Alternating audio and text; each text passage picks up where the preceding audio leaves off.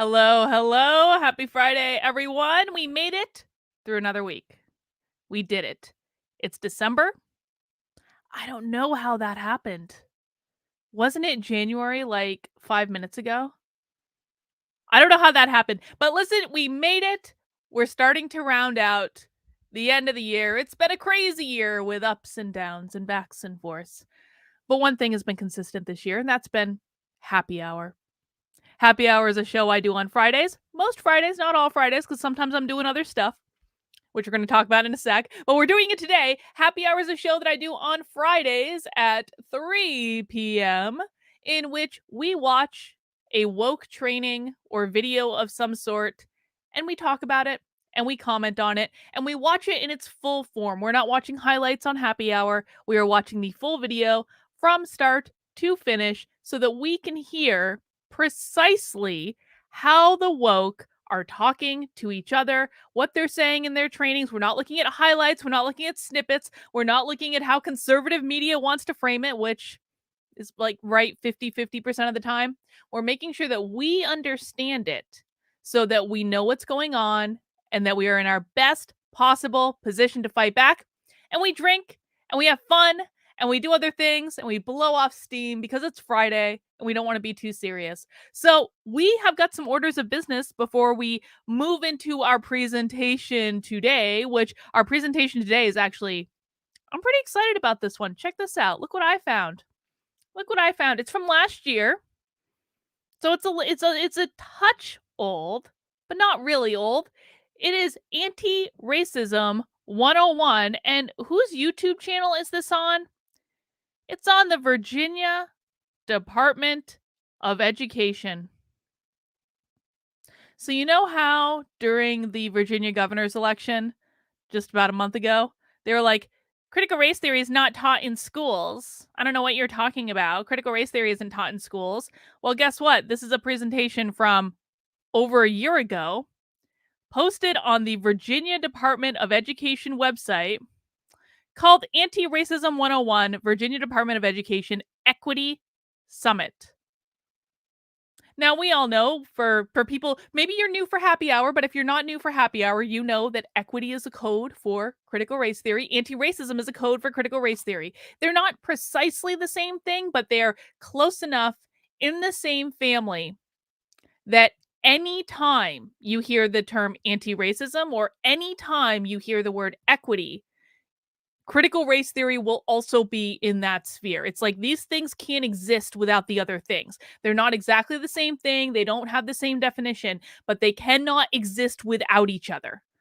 So we already know what we need to know about this, and we're going to watch this training and we're going to see what they have to say. Shannon, thank you for the super chat. My easy default is denouncing this crap. Soft bigotry is bigotry. That's right. Bigotry is bigotry. Racism is racism. We don't need a special brand of racism just for white people because racism is racism. And one of the things that I strongly encourage people to do is never accept the definitions that the left gives you. If the left come and tell you white people you can't be racist against white people because white people are at the top of the power structure and racism equals prejudice plus power. If the left comes and tells you that you can't be racist against white people, you say no. No, you can be racist against white people. Just like you can be racist against black people, just like you can be racist against Latinos and Native Americans and Asians and every other type of person. And we don't need special terms for that. It's all just racism. Never accept the definitions that the left give you when they have blatantly tried to change the definition. You're playing into their hands. You're letting them win every time you accept the definitions that they give you. Anyway, we'll talk more about that, but I have a couple other orders of business first. Number one order of business. I'm gonna make myself big for a second. As I said, I do happy hours every Friday at 3 p.m., except for next week. I will not be doing happy hour on Friday. I may be doing happy hour on Thursday. I have to figure out the scheduling because next week at this time, I will be sitting in a tattoo chair in Concord, New Hampshire, starting to get a sleeve. So I'm really excited about this. I'm getting a tattoo on Friday. Victor's coming. We're gonna do video. We're gonna put it on the internet. It's gonna be beautiful. I have wanted a sleeve all my life, and I've always been like, Carlin, you're gonna regret that. That's a lot of ink. I have a lot of tattoos. so you guys know, I do actually, this is not my first tattoo, but I've wanted a sleeve forever. And I actually had to get on the list for this tattoo artist at the beginning of the year. This guy is so good. He is booked out a full year in advance, and I've been waiting patiently. And now I'm starting my sleeve next Friday. So I will not be around next Friday. I'll be doing other stuff, but I'm going to try to reschedule happy hour for a different day or something. Maybe we'll even do it on Saturday. Who knows? Maybe we'll do a nice leisurely break on Saturday. So that's what's going to be going on next week. Couple other orders of business. Let's see. Oh, I wanted to show you guys this. I wanted to show you guys before we get started. Do you guys know what I did last night? I went to a school board meeting. Last night.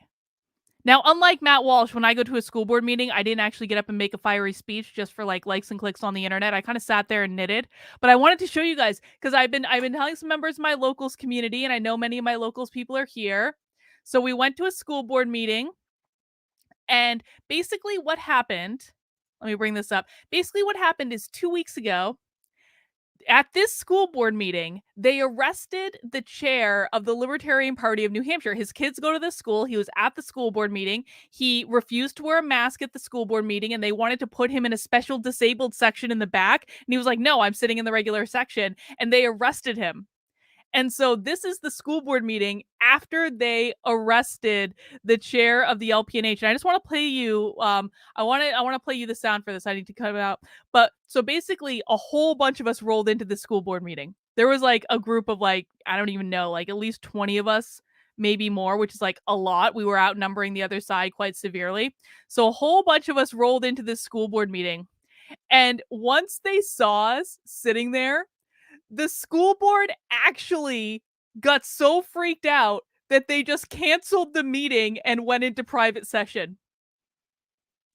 They didn't even have their meeting in public when they saw how many of us were there. And this is a video I want to show you guys. This is a video of them walking out of the meeting after they voted to go into private session because they didn't want to have public comment because there were so many of us there. And I just want you guys to hear the epic heckling that went on. See if you can pick out me. I want to know if you guys can pick me out in this video. Let's play. You're wrong.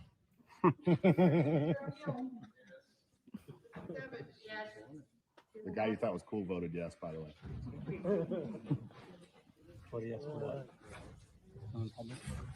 See you next Thursday. Nutless cowards. Cowards!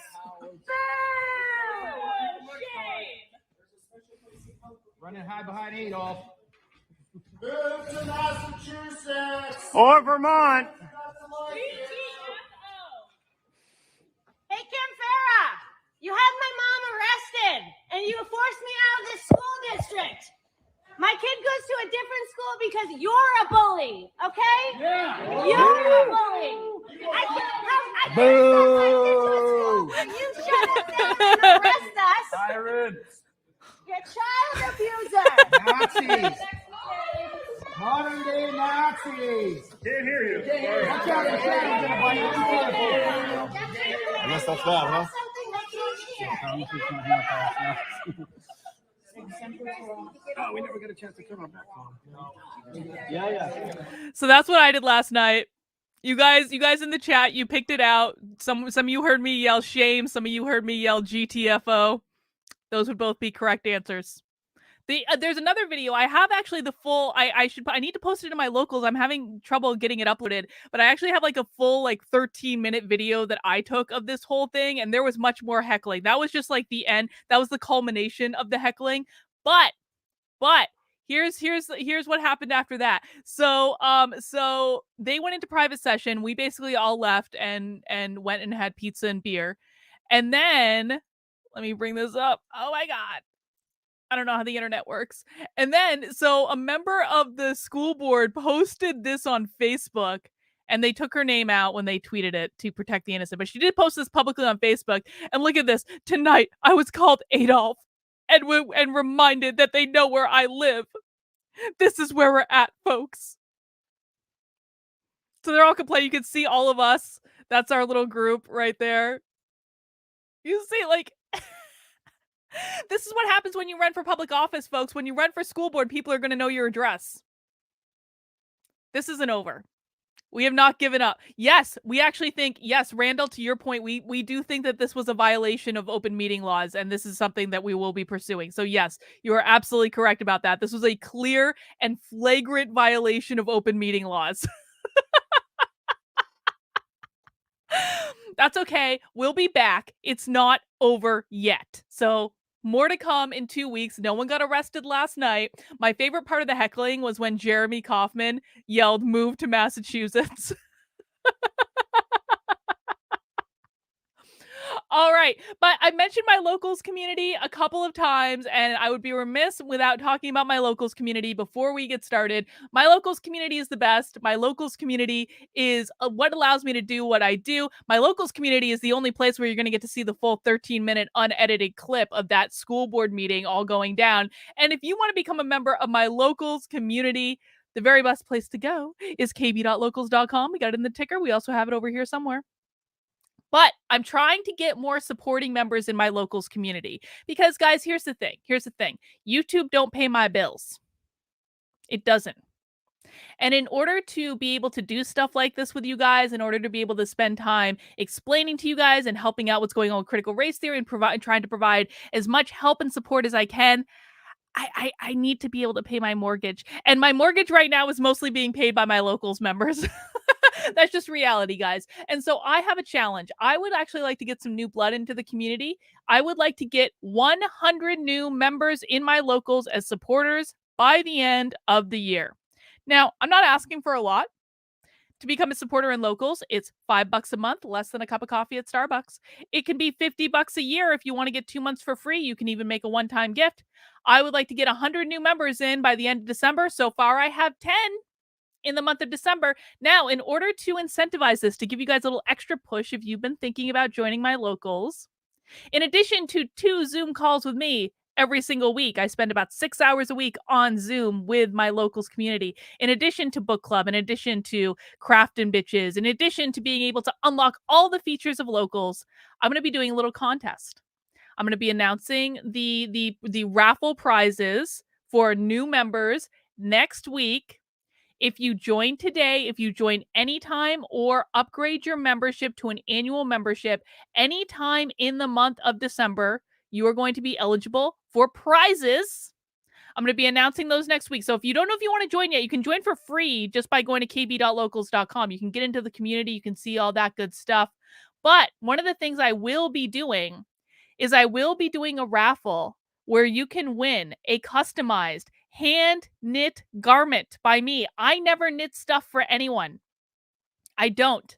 I only knit for myself. I very, very, very rarely knit for other people. This shawl right here, I knit for a member of my locals community. When the last time I did one of these raffles, I did a raffle where you could customize any garment you want. I would knit you that garment. And so Sarah in locals won. She's getting this hand knitted garment. It's going all the way to New Zealand. She picked out the colors. She picked out the pattern. We worked on it. Look at this. Look how pretty that is. Look how pretty that ombre yarn. The ombre yarn was my idea. I said, Sarah, what colors do you like? And she said these colors. And I just think it looks so, so nice with the dark blue. It's a beautiful shawl. And that's going to a member of my locals community who joined as a supporter. So if you want to get in on the raffle, if you want to get in on being able to win some prizes, including a hand knit garment that you get to completely customize from me, you're going to want to join at kb.locals.com/support. Anyone who joins in the month of December is going to be eligible for this. So make sure you get on in. Do I knit for Victor? No, not really. I knit him a hat once. He never wore it. So that's what we have there. Now, guys, as we get into our stream for today, I think this could be a good day for Unwoke Bingo. It's an anti-racist 101 training, so it's a good day for Unwoke Bingo. The link to get your Unwoke Bingo card is in the description. Please generate the card. You get a free space in the middle, and then we're going for lines or we're going for corners. If you get a bingo, yell out bingo in the chat. You don't win anything. It's just for fun. It's just to keep us paying attention. That's all it is. And once we get a line bingo, we are doing blackout bingo after that. No one has yet gotten a blackout bingo. Who knows? Today might be the day. It might be the day that it happens. All right, we've got our locals grifting in there. We've got our bingo. The last thing we need before we get started is I need a beer. Do you guys want to help me pick out a beer? Let's do it. Hang on. Now, I have to say, I went to the craft beer store like right down the street from my house, and I was really disappointed in their singles selection today because almost every single beer they had in the singles section was either an IPA or a sour. I do not like IPAs. I think IPAs are pissing contests for men to try to prove how bitter they can go. I don't like them. Every once in a while, I have an okay IPA. So I was a little annoyed, but I did find some selections. I did find some ideas, and I want to see which one you guys think I should drink. Let's see which one we have. This is from Rogue, which generally I actually don't like Rogue all that much, but I always want to try their stuff. It's called Jam Sesh. It's got strawberry on it, and this is a blonde ale with strawberries. So that's a good one. Sour Kiwi says I go to the Thirsty Moose all the time. The buffalo dip at the Thirsty Moose is legit. That's right next to the craft beer store. It's literally right down the street from my house. Let's see. I have Zeppelin, which is a red raspberry lemonade sour ale. That sounds interesting. I have this. Oh, look at this one. I've got some fruity beers today. I do. Look at this. Look at this can. It's psychedelic can. It's a psychedelic can. Let's see. This is Eric's Trapper Keeper is the name of this, and it is a mango raspberry tart shake, vanilla, and lactose. So that sounds pretty good.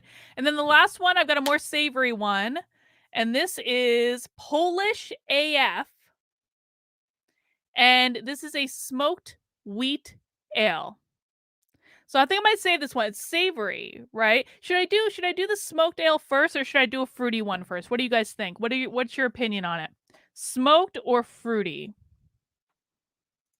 I'm kind of feeling like smoked would be like a little heavy-handed at first. I think maybe a fruity beer is the way to go at first. I don't even know if I'm on Rock or Odyssey today. I don't think it's working on Odyssey today. Huh. That sucks. Whatever. Yeah, smoke lasts charms to excess. I agree. How about we start? I gotta be honest. I'm between this red raspberry lemon sour ale or Eric's Trapper Keeper. I think I need to do the psychedelic one. I think this is the one. Yeah, we're gonna start with this. Okay. Then we got the rest of them. Let's see what this looks like. Oh God! Ah! Fuck! I just spilled beer all over everything. Dang.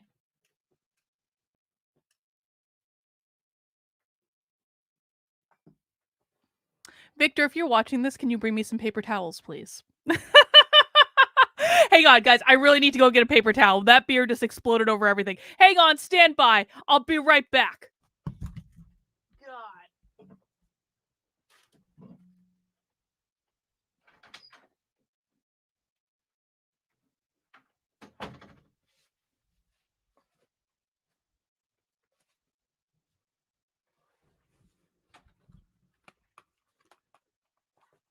Can you believe it? My God.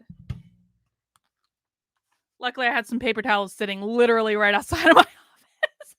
This is what happens when I drink the psychedelic beer first. It spilled over my mouse pad. Well, I got some left anyway. There's some left. It actually smells delicious. It really does. Smells good. I just wish it were actually in the cup and not all over my goddamn mouse pad. Oh no.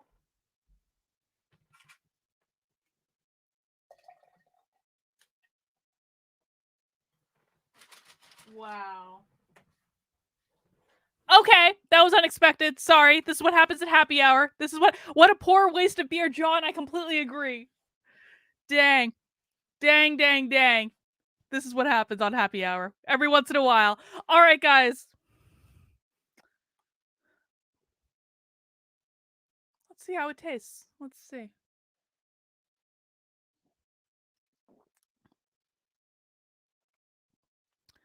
It's a nice sour. I have to say, it's a good sour. I wasn't clumsy. It was just shaken up. It exploded. I cried. It was like... It's not my fault. This is what happens at happy hour. All right, now that that's out of the way, now that I have beer all over my office, my hands are sticky. I don't even... Let's get started. Let's get started. Progressive Rising says, can I do another one about Kate Slater? I would love to do another one about Kate Slater. If anyone has seen Kate Slater's whereabouts lately, definitely let me know. Okay, let's get started. I can continue to clean on my own time. Anti-racist training, Virginia Department of Education. Who's ready to go? If you guys are ready to go, give me some sort of indication. Let's get this show on the road. I don't know why Odyssey's not working today. The wheels are coming off the wagon. It must be an eclipse. All right. Let me know if you guys can't hear the sound. You know the drill. Oh, of course, now I don't have video. It's being broadcast now. Oh. Oh, that bodes well.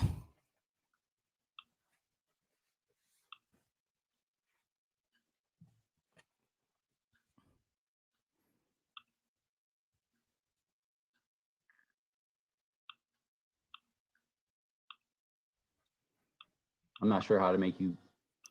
You're welcome not to Leslie, stay, but- Mary, if you can't handle it. My God. Unless we can try People another complaining in round the of chat host are the worst. exchange. Don't complain. If we want to go that route, I guess. Suck it up. All right, Oh, let me see if it's okay. No, it says the host has stopped it. They're flapping about more than me. all right, making you host.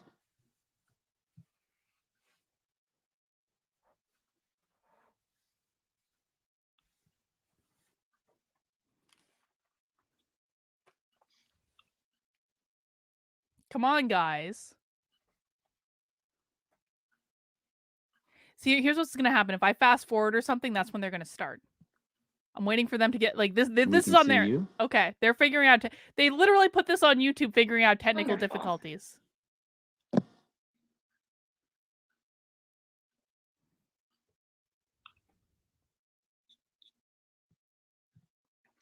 Really? And we'll give folks a few minutes more to trickle in. No, we're ready to start now. Have you made me host? All right, I'll Leslie? fast forward. Oh shit! This is what happens. Coming your way. Good. Session with Dr. Andrew. Okay. Wonderful. Well, welcome everyone to day one, session B of our first ever Ed Equity VA virtual summit. Via the Virginia Department of Education, we are excited to have you all here for the Anti-Racism 101 session with Dr. Andrew Dare and Dr. Joshua Cole, both joining us from the Virginia Commonwealth University School of Education. I know they're excited to have you here, as am I. My name is Leslie Sale, and I am the Director of Policy with the Virginia Department of Education, and I am excited to be your facilitator today for such an important conversation with our esteemed guests and all of our educators, as well as all of those other engaged stakeholders that we have joining us for this session as well. Before we dive in, just a few housekeeping items for everyone joining us. Today's session will last about 45 minutes. And we will have this recorded, so it will eventually show on the Virginia's for Learners website for public view. We hope that you are encouraged and inclined to participate with our presenters via chat or the question and answer function. And I believe at Dr. Dare's suggestion, we decided we were going to go with the question and answer function for this go round. So if you take a look at the bottom of your screen, chat hopefully you see allowed. that there. I will Stunning and note that brave. anything you do type in as a question and answer will be subject to FOIA, which is the Freedom of Information Act of Virginia. So if anyone is interested in seeing how our discussion went today, they will have access to that information. As we get started and our presenters jump off, I will share with you all the Ed Equity VA at doe.virginia.gov website in our chat. So if there's anything that we don't address today or any questions that remain unanswered, you are welcome to reach out to our equity team at the Department of Education. And I will also share our social media hashtags. So if there's anything that inspires you to share with your audiences and constituents via social media, you all can tag us as well. So with that, I am going to let our presenters jump into it. So at their suggestion, I'm going to have them introduce themselves. They can probably speak to their resumes even better than I can. So Dr. Cole and Dr. Dare, we will have you take it away. They always have the longest intros. Fantastic. Thank you so much. We should start doing Leslie. an over We're under real on the appreciative intros. Of you and Video Weave for offering us this opportunity to do this presentation, which Like we everyone think is gets a prize very if the important and intros timely are process. over 10 minutes. Dr. Cole and I decided that we I don't don't know need what that to prize would be. necessarily do some lengthy introduction. You can Oh, thank God. see here that he's the executive director of our Office of Strategic Engagement, and I'm dean of the School of Education. So we'll just jump right in. You know, for the first slide, I really just, you know, we wanted to just to set a context about the School of Education. You know, our School of Education is situated obviously in I thought we weren't doing a long university that has a very strong community engaged. I thought that critical race theory was just taught in law schools. Why are they talking about it being taught in a school of education? What would the value of teaching anti-racism be in a school of education if this is just for college level people in law school? Mission. We're also what's called a Research One University, which is very high research activity, and we can boast a lot of accolades like our external funding dollars. You know, we're ranked 8th for best online program in education and 16th in best public graduate school of education. But most important to us in the School of Education, and for me as dean, is that we are moving the needle with a sense of intensity and urgency on preparing educators and other professionals for success and impact with all school children, particularly those living in poverty and particularly those who have been historically marginalized. Now, unfortunately, the context of that, all children are created equal, but some are more equal than others. Underrepresented minorities, and you know, we know the rich history that happens that exists here within Virginia. So it's important for us to really have conversations about how do we best prepare anti-racist educators. And one of the things that we did was started an Office of Strategic Engagement so we can most nimbly and quickly address these issues. And I'm excited that okay, Dr. let's just look at this for a second, because like, okay, starting from the premise of critical race theory is not taught in K through 12 schools. Let's just see what this college in Virginia is doing in terms of its Office of Strategic Engagement. They have strategic partnerships with regional, national, and international communities to innovatively facilitate partnership to address critical shortage areas and enhance culturally responsive practices. Culturally responsive practices is code word for what? Pop quiz. Culturally responsible practices are code word for what? Critical race theory. Partner with us to strengthen the capacity of educators working in schools. Oh, isn't that interesting? Look at the last line of that strategic partnerships. It says that the goal is to partner with us to strengthen the capacity of educators working in schools. I thought CRT was just taught in law schools. Professional learning. We customize professional learning for schools and communities. Topics include the following: culturally responsive best practices, understanding implicit bias, diversity, equity, and inclusion, and leading in diverse communities. This college in Virginia is telling you exactly what they're teaching teachers.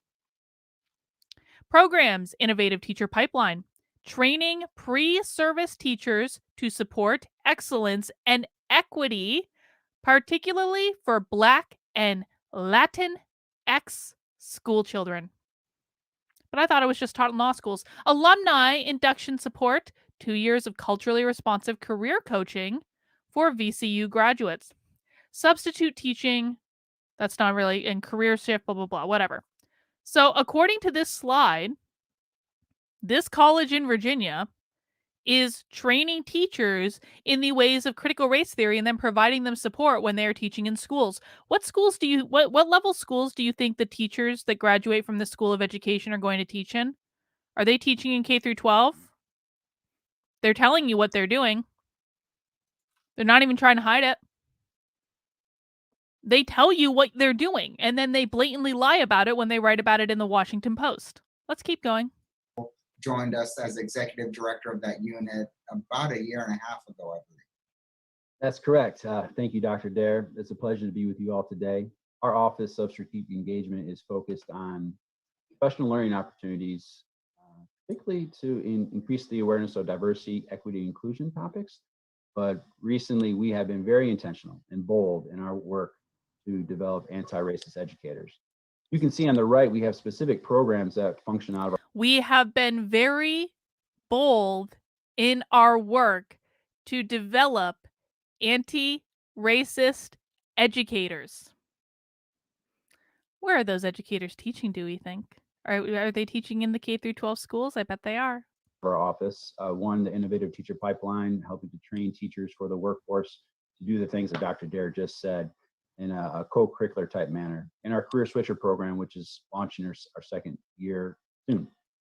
But the focus of our work with the strategic partnerships and the professional learning opportunities is what we're most engaged with. And we're so excited to have this opportunity to share with you some of the work that we're putting out. In fact, this past year, before the recent events that have been highlighted regarding racial injustices, we've been working on a series called Becoming an Anti-Racist Educator. And I'm going to include in the chat a link for you to join our network, to get on our listserv, so that when we roll out this 8-part seminar series that will be virtual, of course, you can be one of the first to sign up and register and be a part of our learning process. I'm just pointing out their email address is on the screen. It's on the screen right now. They put it there. Session today. I didn't put it there. They put it there. Share with you all they put it on YouTube. That will be. I ain't doxing no one. They put it on YouTube. An anti-racist educator series. So we're very excited about this work and thrilled to be talking about anti-racism 101 with you today. Yes, teach us what you're teaching teachers. We have specific learning Show us what you're teaching teachers. From our series, again, high level, we want to help you define and distinguish between what is racist and what is anti-racist. Secondly, understand how the pervasive nature of racism operates at the individual level and also at the larger level, the impact of that and how that perpetuates the institutionalized racism that exists.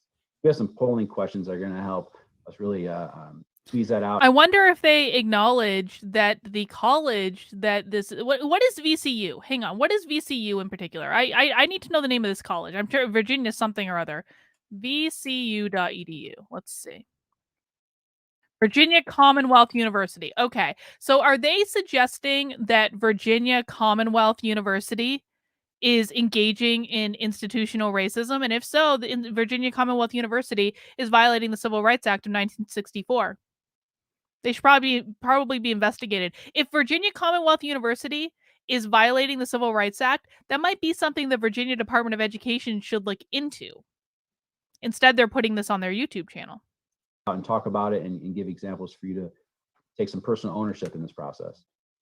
And thirdly, we're going to identify steps and begin the process of developing an anti-racist lens, which then will in turn help us identify strategies to dismantle racism and develop those sustainable anti-racist environments within our schools and communities. Looking forward to moving forward with you today on this. So an important quote. Wouldn't it be a shame if someone sent this to Angela Davis? Permeate throughout this brief presentation today is that in a racist society, it's not enough to be non-racist. We must be anti-racist. And I'm just going to say that again. In a racist society, it's not enough to be non-racist. We must be anti-racist. So the School of Education at Virginia Commonwealth University believes we live in a racist society. The School of Education at Virginia Commonwealth University is specifically training teachers as though we live in a racist society. Do you think that the teachers who are going to teach in K through 12 schools in Virginia and probably other places too, Do you think if they go into those K through 12 schools believing that we live in a racist society because they've been taught that by their school of education, do you think that that perspective is going to change the way they are working with your children? Do you think that they are indeed going to be following through on that and teaching children that we live in a racist society? Because this is the premise that they're starting on. They're telling you exactly what they're doing. Nathaniel says, where's the land acknowledgement blessing? I know that land acknowledgements have gone out of style, man. Maybe they'll come back. I don't know. I think it's a good question, though. Land blessing's definitely a bingo square. And so being an anti-racist is one who actively engages in practices to dismantle systems that perpetuate inequities for people of color. And in the context of talking to educators, an anti-racist is... How many people think that they're actually going to be able to name one policy or law that leads to racial disparities? Just one. Because based on their own definition of systemic racism and what it means to be an anti-racist, it requires actual racist laws or actual racist policies. Let's hear them name just one. I'm going to bet they don't do it because they never do. Is one who actively engages in practices to dismantle systems that perpetuate inequities for students of color. Similar to what Dr. Bettina Love shared in her presentation, that we've got to move beyond just talking about things and that actually move towards action. So, you know, we have the word actively highlighted in red to really stress that it is an active process. Denial is at the heartbeat of racism. It's something that Dr. Ibram Kendi says. And that's critically important because if one denies the existence of racism, then that's really a non-starter to this conversation. When we think about multiculturalism, you have to agree with us 20 or years ago, you're 20, wrong. 30 years ago, in my opinion, that was really about how do we get informed stereotypes and generalizations out there about different cultures. We then transitioned to diversity, equity, and inclusion, which is about how things should look like. What should things look like? When we talk about anti-racist work and anti-racism, it's about doing the work for the change, right? It's not just about talking about it, about pontificating what things should look like and how wonderful it would be. It's actually rolling up our sleeves and engaging in practices to dismantle, right? And we'll unpack why we have to say dismantle. Is Virginia Commonwealth University School of Education teaching teachers that if they don't become activists, then they're racist? Is that part of the curriculum at Virginia Commonwealth University School of Education? Why are we teaching teachers that if they don't become activists, which is why they have actively in red bold, why are they teaching teachers that if they don't become activists, then they're racist? And will those teachers then pass that learning on to their students? Dismantle systems that perpetuate inequities for people of color. Okay.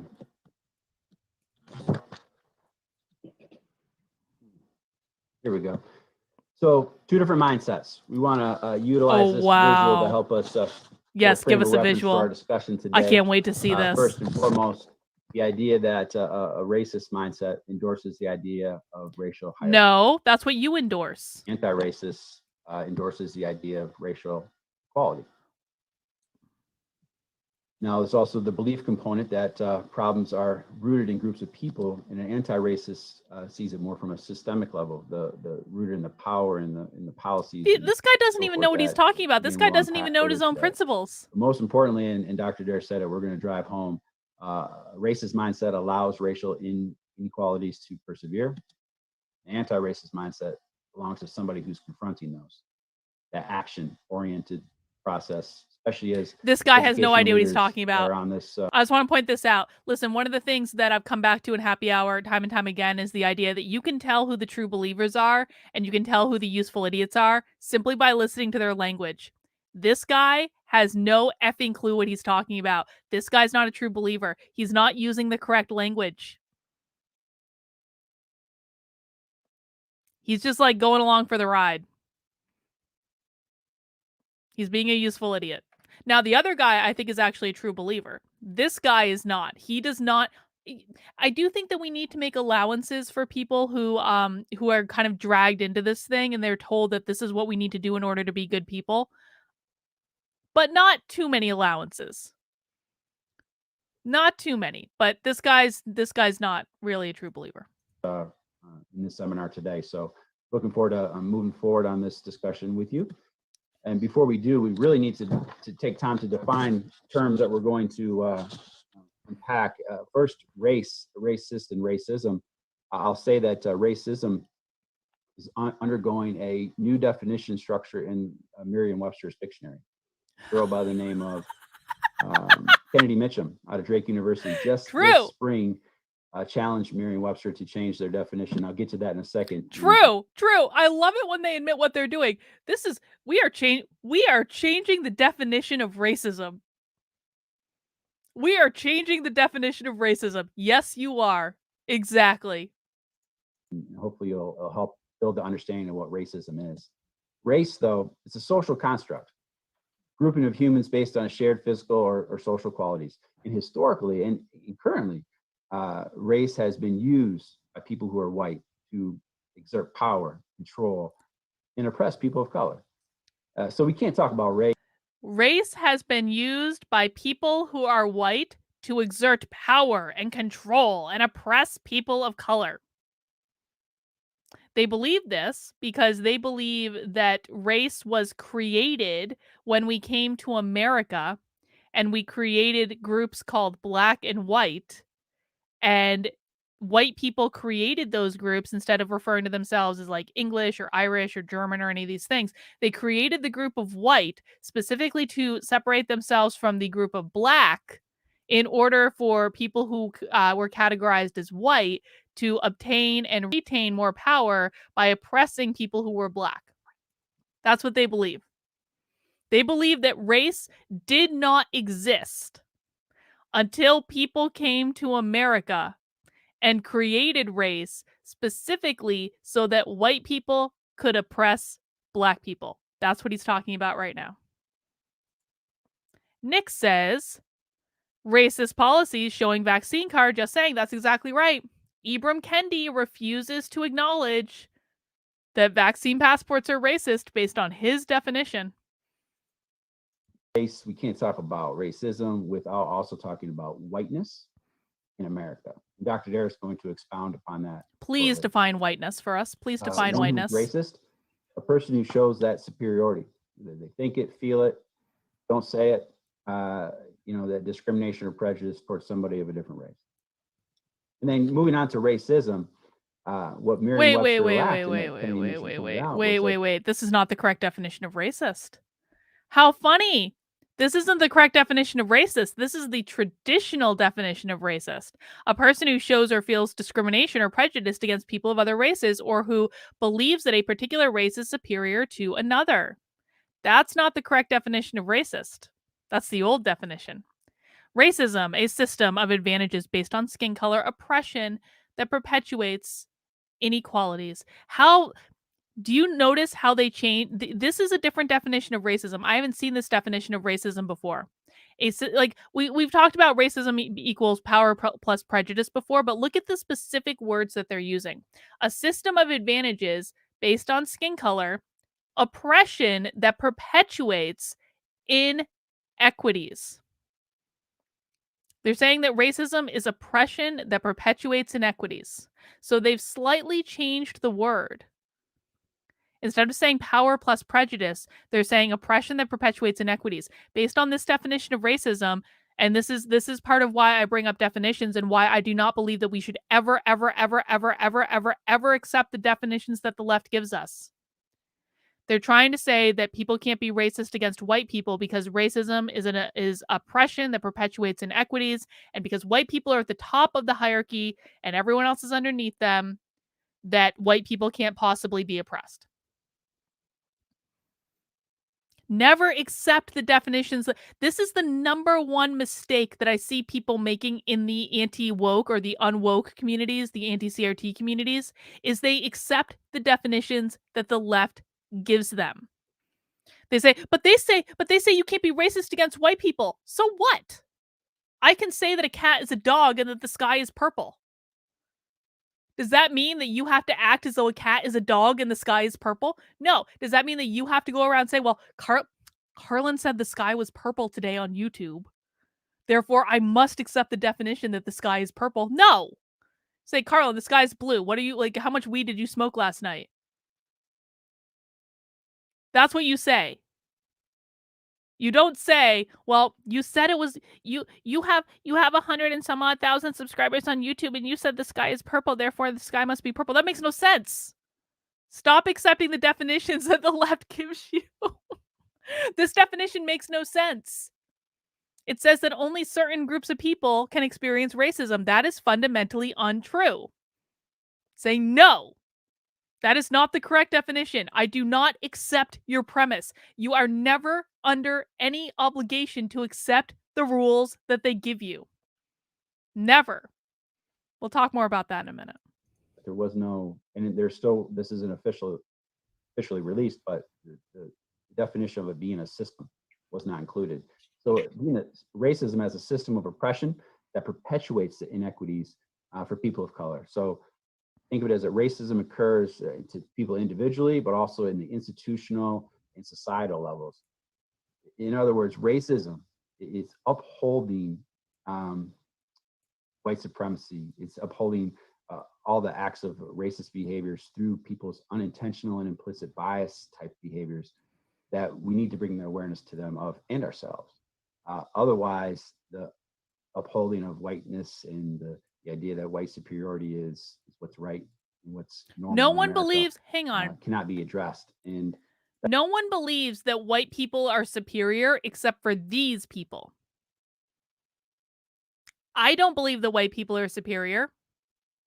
I would stand to bet that no one watching this right now believes that white people are superior. Literally, the only people who ever say that white people are superior are the people who are claiming to be anti-racist. Those are the only people who believe that, are the anti-racists. That's what we want to really outline for you from the systemic level. But first, we want to make sure these terms were understood from you from a definition standpoint. Dr. Dare, let's interrogate whiteness. So now just to go back to what Dr. Cole just said, in terms of race, we have to keep in mind that race is a construct that was developed to oppress and control people, right? Race is a construct. Race was intentionally, the concept or construct of race was developed for the purpose to oppress and control. And race didn't exist until there was slavery in America in 1619. Does that sound stupid to anyone else? Sounds pretty dumb. That's what they mean. Race didn't exist until slaves came to America in 1619. Thus the 1619 Project. That's what they mean. As the United States was founded on white supremacy, see, continues Told to you. perceive whiteness as the standard for most all aspects of our society, including beauty, hair, dress, dialect, language, you know, and even in the context of education, how educational practices must happen, you know, achievement, etc. And so it's important that we recognize and appreciate this pervasive aspect of white supremacy and whiteness, because school leaders and practitioners can't sit neutral on the sidelines, right? And that goes back to the Angela Davis phrase, or sorry, quote, that you have to be anti-racist. You can't just be non-racist, right? Critical whiteness theory argues that white privilege looks normal and natural to many people. It looks normal and natural mostly to white people, but even for some people of color, it looks normal and natural. And so most white people don't see the racial benefits that they accrue, and so they don't see that white privilege. And so this blindness to the white privilege then impairs white people's ability to recognize the racism that's operating within their organizations, within their lives, and within their society. And so it's critically important for white leaders and those that function. Now, I just want to do a quick pause because he put whiteness as a commodity up on his screen. Now, the thing that people need to know, again, and if you're new to this and this is your first happy hour, or maybe you haven't like spent as much time as this as some of us, one of the critical things that you need to know is that when they say whiteness, they are not talking about the color of your skin. I know that sounds weird. If this is the first time you have ever heard that, you're like, Carlin, that is crazy talk. But it's not. How they define whiteness has nothing to do with the color of your skin. How they define whiteness is who owns the power structure. That's why whiteness can be a commodity. Who owns the power structure? Who is running the organization? Who are the landlords? Who owns the businesses? Who has the most power? Whoever has the most power in whatever situation is going to be defined as white. And that person could be black, that person could be brown, that person could be Asian, that person could be anything, because it has nothing to do with the color of their skin. This is why the Los Angeles Times ran an op-ed that called Larry Elder a white supremacist, because Larry Elder was attempting to attain power by becoming governor of California. Right? Larry Elder's very black. Very, very black. But the Los Angeles Times called him a white supremacist because it wasn't about the color of his skin. It was about the fact that this black man that they disagreed with, that they didn't like the opinions of, was trying to attain power. So is Obama white? Yes. Yeah. Now, Obama wasn't white they wouldn't have acknowledged that because he's on their side. Right? And so if you have someone that's on, because all of this is about attaining power. So if Obama had been a Republican, Obama absolutely 100% would have been called white every single day of the week.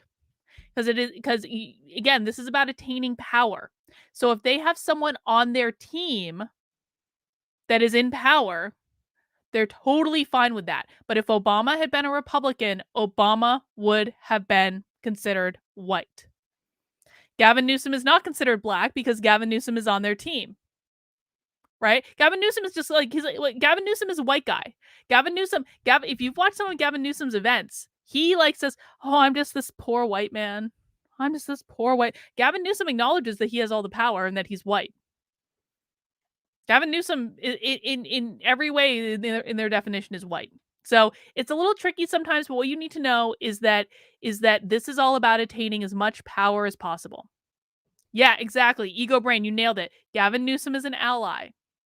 If you are on their team, you can be anything you want to be. If you are not on their team and they perceive you as trying to take power away from them, you are a racist, you are a white supremacist, doesn't matter what the color of your skin is. All right, let's keep going. From a white narrative lens to really see situations and their intentions from a whiteness or privilege lens. And so that has to be interrogated as part of that process of recognizing that white supremacy and how there's a sense of normalcy that's been created. And so Stephen Alexander says in the chat, this is actually a really good point. Everyone who voted for Joe Biden is black and everyone who voted for Trump is white. Not 100% accurate, because a lot of the white people, the white allies who voted for Biden would have told you they're just poor white allies who are dealing with their white privilege. But yeah, they absolutely do believe that everyone who voted for Trump is white. That is absolutely true. So by looking through this lens, we can also see how whiteness serves as a commodity. right, that provides access to other commodities and processes, Power. other commodities and property. And so these benefits and advantages gives whiteness its property value, right? And whiteness as a property represents the idea that whiteness provides material benefit that translates into tangible value. He just said it. Whiteness is property that translates into material value. He just said what I just explained to you guys, that whiteness is about power. It is about who owns the power structure. It's about property, who owns what, landlords. This is why they hate landlords so much, because landlords own things. Therefore, they are considered white, even if they're not. But also procedural control within organizations and units. And so there will be a conscious, metaconscious, or subconscious resistance to anything that feels like it's challenging whiteness. And anti-racist work will feel like it's challenging whiteness because it is challenging whiteness. Now, here's an important point. When I talk about challenging whiteness, it doesn't mean challenging white people. Now, many or most white people are advantaged by white supremacy. When I talk about challenging whiteness, it doesn't mean white people. Many white people are advantaged by white supremacy. But again, we're talking about challenging that concept of whiteness. Now, Robin DiAngelo coined this term white fragility, and I agree wholeheartedly with Dr. Bettina Love in her keynote in response to one of her questions that, white fragility is not the end, right? Addressing white fragility is not the badge and now you move forward. That is the primer. That is the first step. And for those not familiar with white fragility, DiAngelo defines as disbelieving defensiveness that white people exhibit when their ideas about race and racism are challenged, and particularly when they feel implicated in white superiority or supremacy. And part of that implication... Just to be really clear and to spell it out for anyone who might have any questions, I do not feel I have been implicated in white superiority or white supremacy. I think the whole thing is bullshit. If you don't buy into their definitions and their logic, then they can't use it against you. They would, of course, say, Carlin, you are expressing white fragility by saying that you don't buy into our concepts as bullshit. Which is a little ironic, isn't it? It's a little ironic that people who educate teachers at a college would say, if you don't agree with us, then that is just a sign of your white fragility. You have to agree with us in order to not be considered fragile. Because we don't like free thought or free expression, and we certainly aren't going to teach our teachers how to cultivate a diverse set of ideas and perspectives in the classroom. Why would we want that? We don't want diverse ideas and perspectives. We want everyone to agree. We usually see this around conversations about how white people benefit from white superiority and white supremacy tends to tickle that discomfort of white fragility. And so white fragility works to maintain the status quo of systemic racism, right? Because it shuts down meaningful discourse. It shuts down meaningful discourse and actions that actually are going to begin to dismantle systemic racism.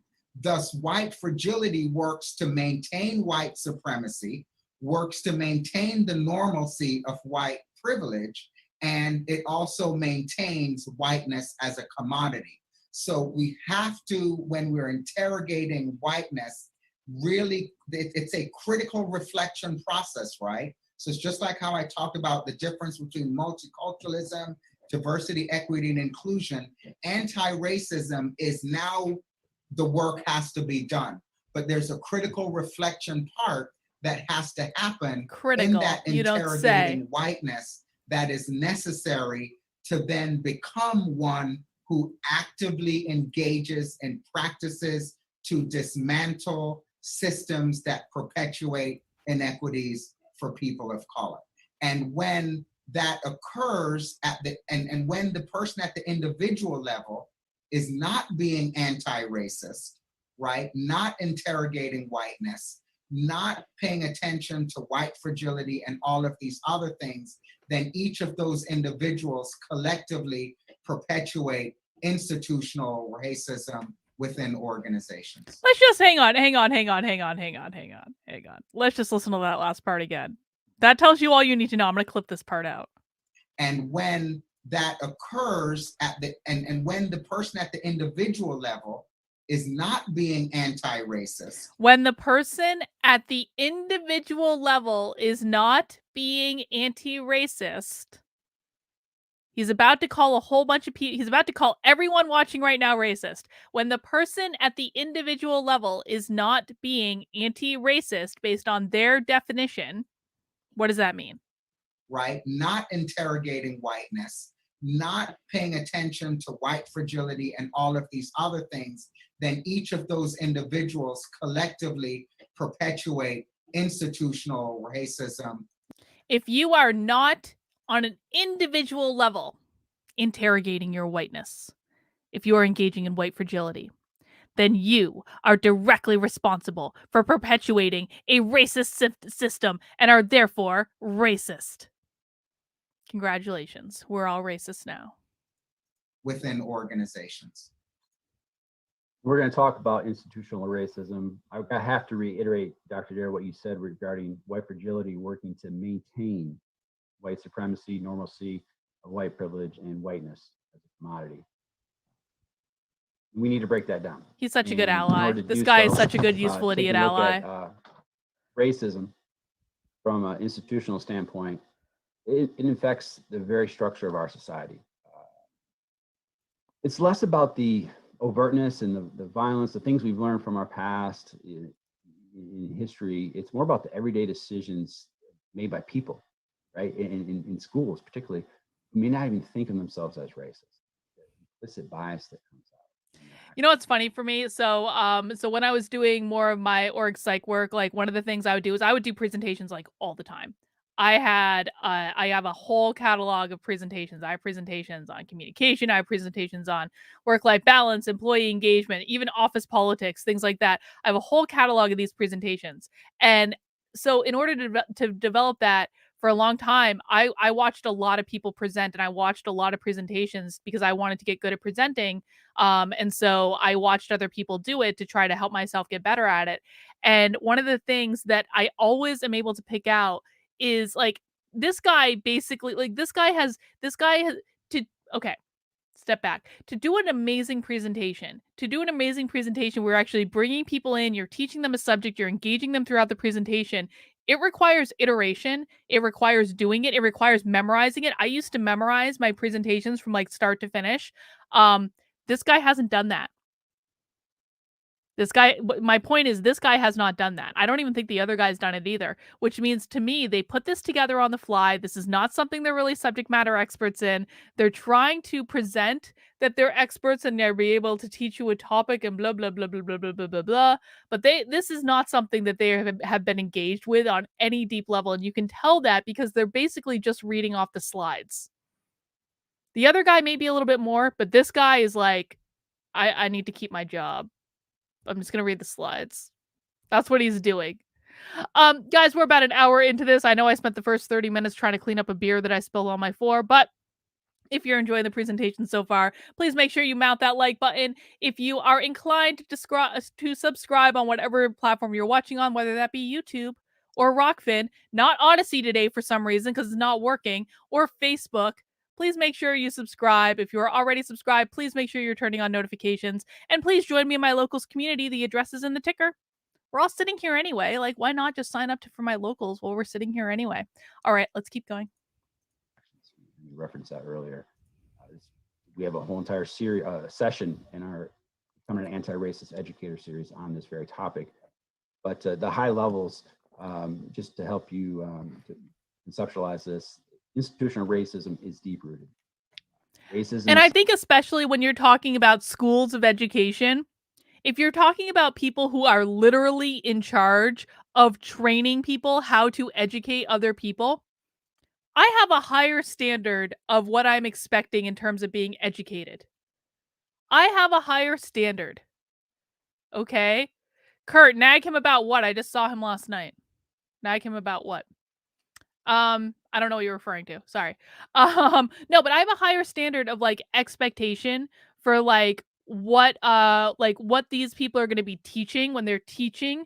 They literally run a school of education. These people are literally in charge of training teachers. That's what they're doing. Jared says, Locals is legit. Once a week chatting with you wonderful folks.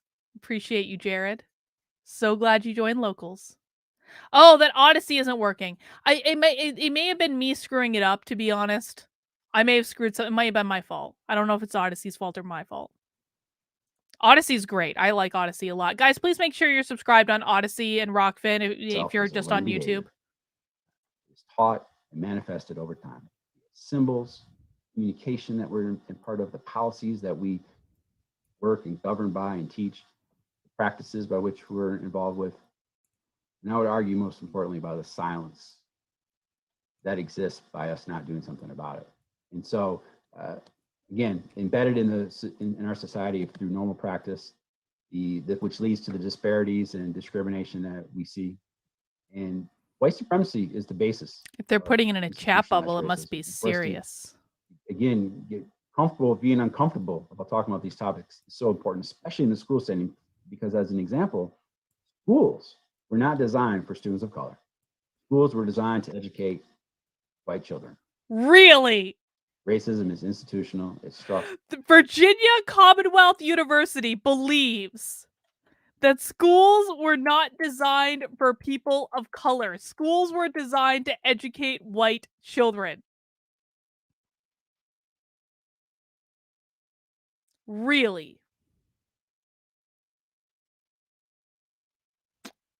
All right. Kurt, I can't do anything about his voice. I think it's more his mic on his side. I'm sorry. I can turn my volume down and we can turn, you guys can turn his up. Schools were only designed for white children. Whose fault is that? You literally lead a school of education. Is systemic. And understanding that from a institutional bias standpoint is also critical. So institutional bias is that implicit bias that I referenced, operating at a systemic level within an organizational. It's definitely his mic. It's not mine. It's his. So just to stop and think about that for a second, as school leaders, we need to think about how institutional bias is playing out within the very structures of our own schools and communities. What's happening in your front offices, what is happening in your classrooms, what's happening in your hallways. Who are you hiring? How are you going about the hiring practices to diversify your workforce? What type of instruction are you expecting? Culturally relevant instruction, to be culturally responsive to all of our students' needs, especially our students of color. The curriculum that we're using. All of this ties directly into what Dr. Love was saying regarding Sour Kiwi! Sour Kiwi got a bingo! Congratulations, Sour Kiwi, first bingo of the day. Guys, we're now going for Blackout Bingo. So if you get a normal bingo, you can still yell bingo in the chat. You know, it's just, it's a nice thing to do. It breaks things up. But we are now going for Blackout Bingo. Regular bingo has been attained. Sour Kiwi is our champion for the day. Now we're going for Blackout Bingo. If you have not yet started your bingo card, there's still time. It is in the description below. Have fun. Have at it. Of our Black and Brown students. And if we don't take the time to realize our role in the process of that happening, well, now is the time to take note of that and to do something. So we're going to continue on in our discussion here today to give you some tools moving forward. Dr. Dare?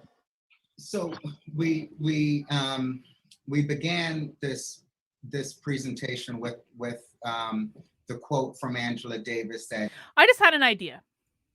Let me tell you guys my idea. I don't know if this is a good idea or a bad idea. What if would you guys donate to a crowdfunding campaign for me to go take classes at a community college? Or any college. I suppose it doesn't have to be a community college. I could take classes at any college.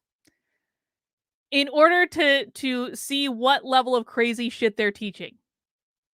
And to report back. I would do it. I would absolutely do it. I would sign up for the craziest fucking gender classes that have ever been created. I would sign up for all the crazy stuff and I report back. But I'm only doing it if it's crowdfunded. I'm not paying for this myself. I have enough student loans as it is. Would you guys crowdfund for me to go back to college?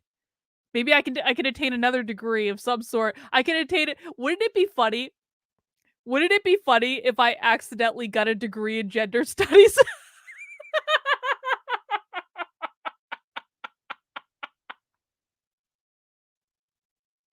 Wouldn't it be funny if I accidentally got a degree in gender studies?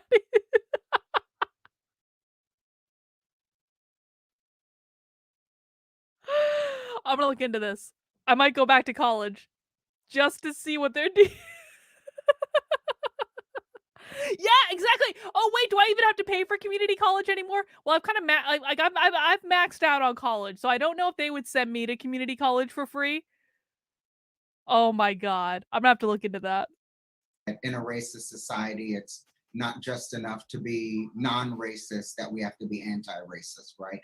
We defined anti-racism as one who actively engages in practices to dismantle systems that perpetuate inequities for people of color. We talked about race being a construct that was developed, right, for the purpose to control and oppress people. We talked about how this country was founded on white supremacy and white superiority, with people of color being oppressed and controlled, and how that continues. Do you notice that they never gave any evidence for the fact that the country was founded on white supremacy? They literally just said like 3 slides ago, the country was founded on white supremacy. Trust us, bro. And now they're like, remember, as a review, we proved that the country was founded on white supremacy. They gave literally 0 evidence that the country is founded on white supremacy. They just stated it as though it was true and said, trust us, bro. And now they're like, we've already, I don't know why we're even quite like, just to review, the country was founded on white supremacy. You all know this. It's already been established. No one disagrees with this. If you disagree with it, that means you have white fragility. It's amazing. It's like, if I just want, can I create a system in which everything I say is true, regardless of how insane it is? Like today on Twitter, I was arguing because if you guys aren't following me on Twitter, I'm really teed off over how stupid it is that we're fighting the abortion fight again. Like, I'm sorry, I just am. I think this is such a losing fight. It's so ridiculous. And it's like, so I've been going off on like, why don't we just repeal the Second Amendment and send the Second Amendment back to states? Don't you believe in states' rights? I would just love it if any crazy thing that I said on Twitter was taken as fact without me having to present any evidence at all. That'd make my life easier. I think it'd make everyone's life easier if everything I said was just accepted as fact. Today, right? We then talked about on an individual level how we need to interrogate whiteness and how we have to interrogate the normalcy of white privilege, the normalcy of and the pervasive existence of white supremacy throughout all of our systems, and whiteness as a commodity. And that, you know, as Dr. Bettina Love said, you know, addressing white privilege is the very, very beginning of that process, but it's an important process because white privilege is what, white fragility, is what helps to maintain white supremacy, the normalcy of white privilege. And I'm going to crowdfund a degree in whiteness studies. I'm going to get a second PhD in whiteness. God. The crazy thing is, I'm actually seriously thinking about this now. I haven't had enough beer yet to be drunk. The crazy thing is that I'm actually considering this. I'm like, why don't I just go get a degree in whiteness? Like, what could possibly go wrong with this plan? Nothing could go wrong. Yeah, your pal, it doesn't matter. You want to know why? Because if they repeal Roe, they're going to set off a leftist shit show at the level that none of us have ever seen before. If you thought it was bad with Trump, You repeal Roe v. Wade. This is the thing. This is my... Okay, side note. I'm sorry. I have lots of feelings about this. If you want to lose every fucking election for the foreseeable future, if you want to lose every election for a generation, repeal Roe versus Wade and say, oh, it's a bad law. We need to send it back to the states. It is the dumbest thing that has ever happened, ever. It is political suicide. You thought the left was pissed off about Trump? You watch what happens. Repealing Roe versus Wade is rough. It is exactly the same thing as repealing the second goddamn amendment. How the right would feel if the Second Amendment got repealed is how the left is going to feel if Roe versus Wade gets repealed. It is going to activate every single activist that has ever had any... It is, by the way, too, you know how we won the governor of Virginia based on the fact that women defected from the left to vote for Glenn Youngkin? Every single person who defected from the left to vote for Glenn Youngkin for governor of Virginia will never, ever, ever, ever, ever, ever vote for a Republican again. That's it. That's the ball game. Repeal Roe v. Wade, and that's what's going to happen. I'm not mad at you. I'm mad at this entire situation with an entire political right that has said, we don't care if we ever win an election again. It's just the stupidest thing I've ever heard. I'm sorry. I'm not mad at anyone here.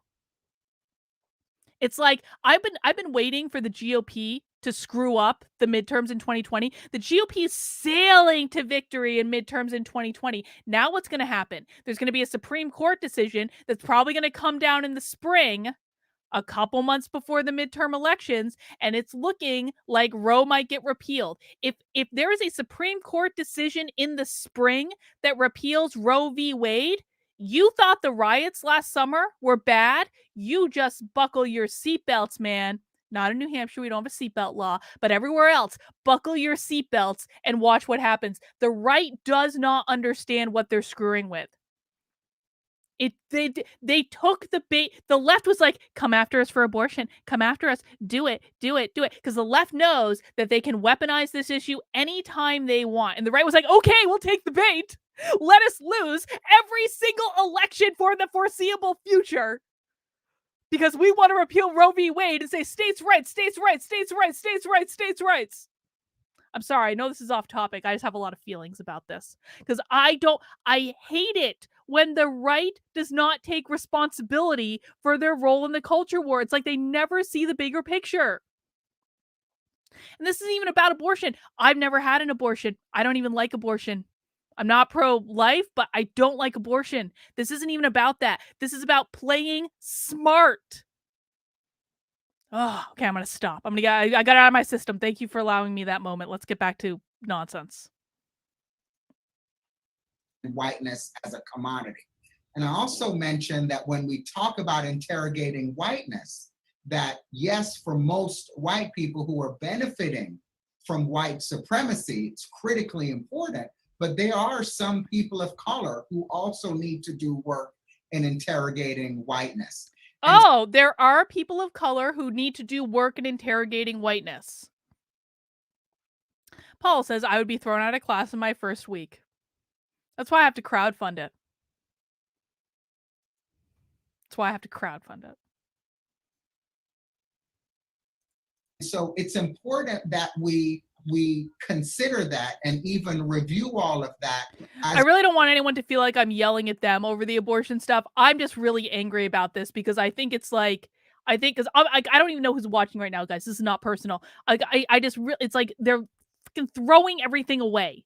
They're throwing victory away for the sake of something that is not ever going to be banned. Ever. It's just so stupid. God damn it. I knew the Republicans would fuck it up. I knew it. But this is nothing personal against anyone watching. This is not about you. This is about my feelings. As we're talking about institutional bias, because it's a system, right? So institutional racism and bias is also known as systemic racism and systemic bias because it's operating at the systemic levels within organizations, beginning with individuals and then we see it in our policies, our practices, and things of that nature. So each individual, each of us, right? Each of us, considering all of this, if you are not anti-racist, right? So, you know, each individual who is not actively anti-racist is working to perpetuate institutional and systemic racism. Bingo for within ego their brain. organization. Congratulations. Doesn't mean you're doing it intentionally.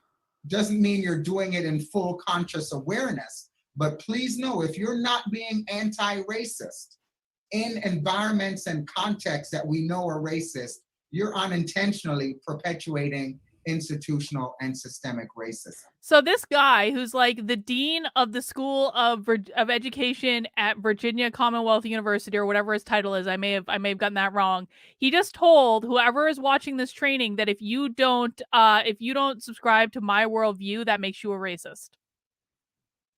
Okay, said it again. That's the second time he said it in this presentation. We're going to move to polling questions, but I think we had some challenges with our polls. So I think Joshua will just kind of use it more as a discussion point. Okay. Regarding the polling questions here, are you saying, Dr. Dare, you don't want to give it a shot? We can if it's up and running. I just wasn't sure. I thought it wasn't. We can Let's see our VDOE friends. So, okay, I just want to point something out. They have the wrong definition for color blindness. That's not the correct definition for color blindness, but this is why I really do not like this word, because it's very easy to define it like this, right? If you see a black person in front of you, you know they're black. In the vast majority of cases. Some people have lighter skin. It's not always like, you can't always tell immediately. But in most cases, if you see a black person in front of you, you know they're black. And I really wish people would stop using the term colorblind, because it's like, like, if you look at me, like, I'm a pasty white girl, man. I'm pasty white. I'm very Irish. Stop saying color. Like, just because you see someone's race doesn't mean you're going to treat them any differently based on the color of their skin. For our audience, see if it works. We want to hear your thoughts. There's no wrong answers here. This isn't a quiz that we're trying to give you Color in the middle of Wednesday afternoon. But what do you think is the most significant barrier keeping schools from achieving racial equity? We have institutionalized racism, educator neutrality, color blindness. All right, I want to ask the chat. What do you think is the most significant barrier keeping schools from achieving racial equity? Chat in your answers. It doesn't have to be any of these. I don't think that institutional racism is a thing. I don't think that educators are ever neutral. I don't think that color blindness is the way they've defined it, and I don't think a lack of culturally courageous leadership. That doesn't mean anything. So what is the real significant barrier from teaching schools from achieving racial equity? I have my thoughts, but I want to hear yours in the chat. In the meantime, we'll take some super chats. TPS says, we genuinely believe abortion is murder. Well, that doesn't matter. I don't care. You brought it. Okay, we'll go back to abortion. I do not care. Do you want to lose every election for a generation? Do you want to lose every election for a generation? Possibly more. That's what we're talking about. You will lose every single election for a generation. Everything that's close. The left will retain power. The Democrats will retain power. The midterms will be totally fucked. That's what we're talking about. You like that Virginia has a new Republican governor? That wouldn't happen now. Or that will not happen after Roe gets repealed, if it gets repealed. That wouldn't happen again. You lose every single voter that you gained in 2020. You lose every single voter that would have defected to vote for you based on critical race theory. You lose every single one of them. Hope it's worth it. Hope it's worth it. Hope it is worth I hope it is worth losing every single close election for the rest of your lifetime, because that is the level that this is going to activate the left. That's what we're talking about. You can think whatever's murder all you want. Murder happens every single day. Look at the bigger picture. You will lose every single close election for the rest of your life. Nathaniel says this is a totalitarian belief system. It's unfalsifiable. That is correct. Let's see. Now that I've yelled at you guys about abortion again. Parents. Yes. Sin, I agree with that. Parents. Limiting beliefs. Exactly, Daniel. Exactly. The teachers. Yes. I think the teachers are the most significant barrier keeping schools from achieving racial equity. Absolutely. Absolutely. Of culturally courageous leadership. Is that able to be posted, John or Leslie? We are working on it. Only the host can post the poll. So if someone would make me the host, I can launch the poll for you. Got it.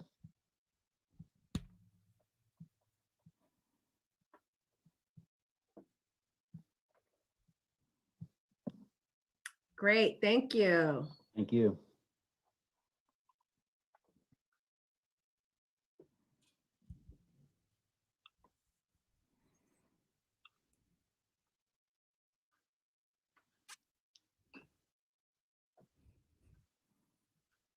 God, the right is being so stupid over this abortion thing. I'm sorry. I'm sorry. I'm just looking at the chat.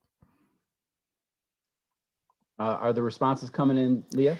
If you think that the left is going to sit down and take you guys repealing Roe versus Wade, then just do a little thought exercise about what the right would do if you repealed the Second Amendment.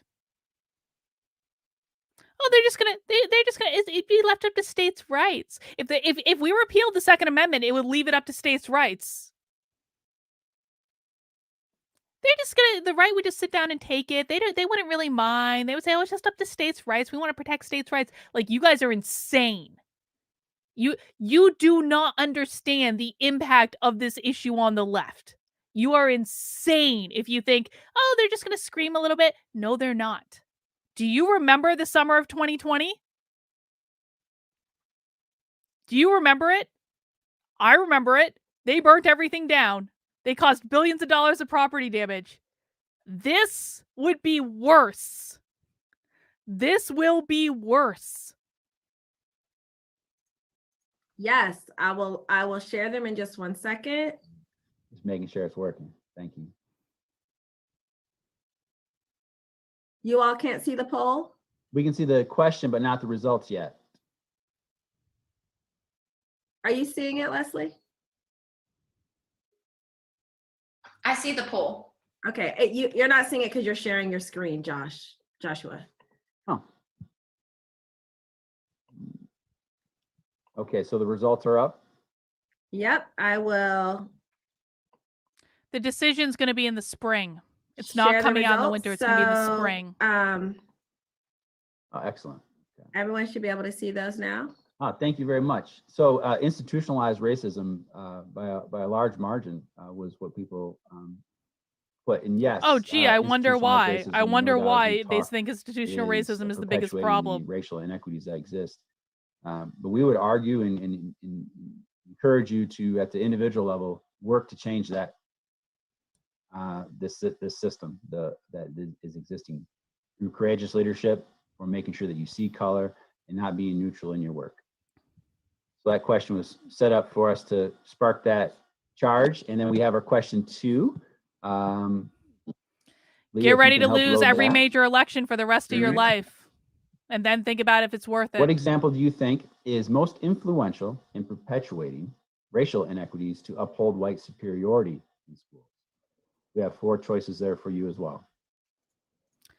No, it's not. No, we're just going to go back and forth. But you guys want to keep arguing with me about abortion in the chat, then we will go back and forth about abortion, and we'll, do this as it comes. No, it's not the same thing. No, it's not. Because the Kyle Rittenhouse verdict is not something that has been ingrained in the left for decades. This has been ingrained in the left in decades. That is. It is a completely different level of thing. If you guys think this is like the Kyle Rittenhouse verdict, holy shit. Have you not paid attention at all? This is not remotely similar to that. It is not remotely similar. This is saying you will lose every major political battle for the rest of your life. There goes the country, folks. And if you think that they're not going to stack the Supreme Court if this happens, we like narrowly avoided them packing the Supreme Court already. They tried. Joe Manchin was like the saving grace.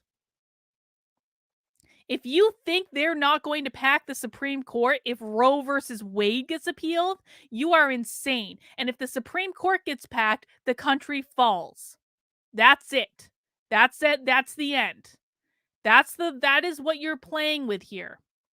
It's so stupid. If the Supreme Court gets stacked, it will be entirely the fault of the right for taking the Roe versus Wade bait. It will be entirely the fault of the right, not the left. They set this all up. They set you up. This is why you need to stop engaging with the left based on the rules they set. They set you up.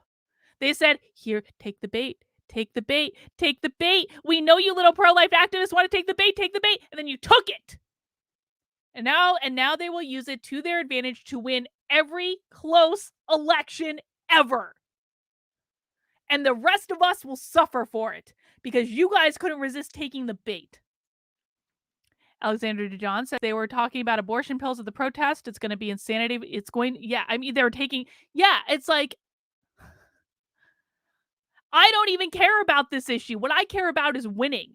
What I care about is beating back a cultural revolution. I've never had an abortion. I never will have an abortion. I do not give a personal flying fuck about abortion.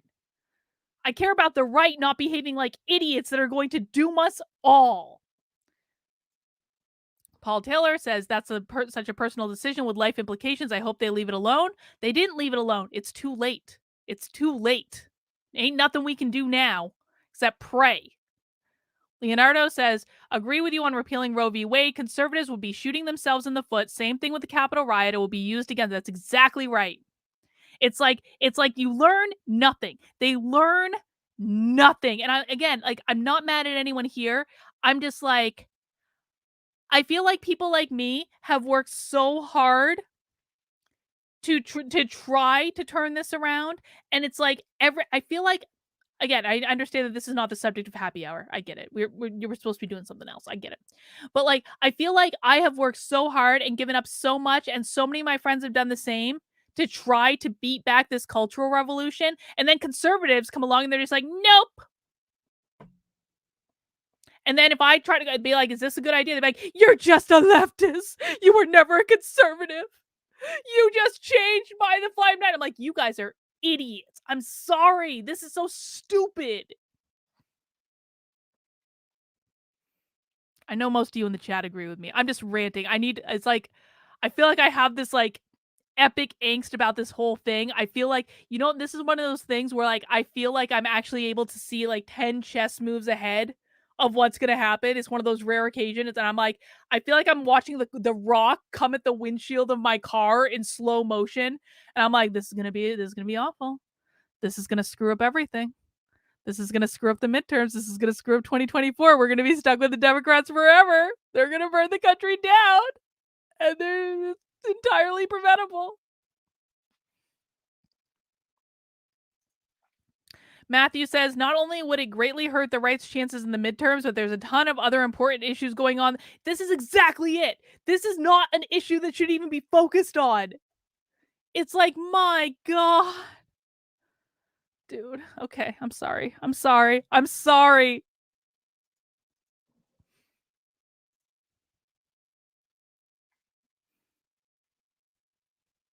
Did I play? Is it going?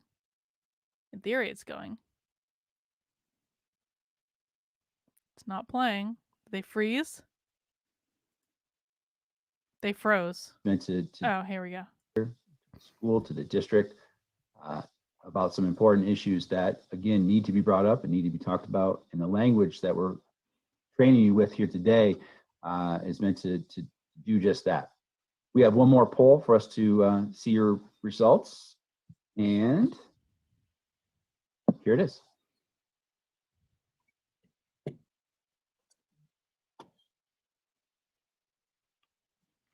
What do you think is the most critical first step that needs to be taken to combat institutionalized racism? Again, no right answer or no wrong answer. We all know what you think.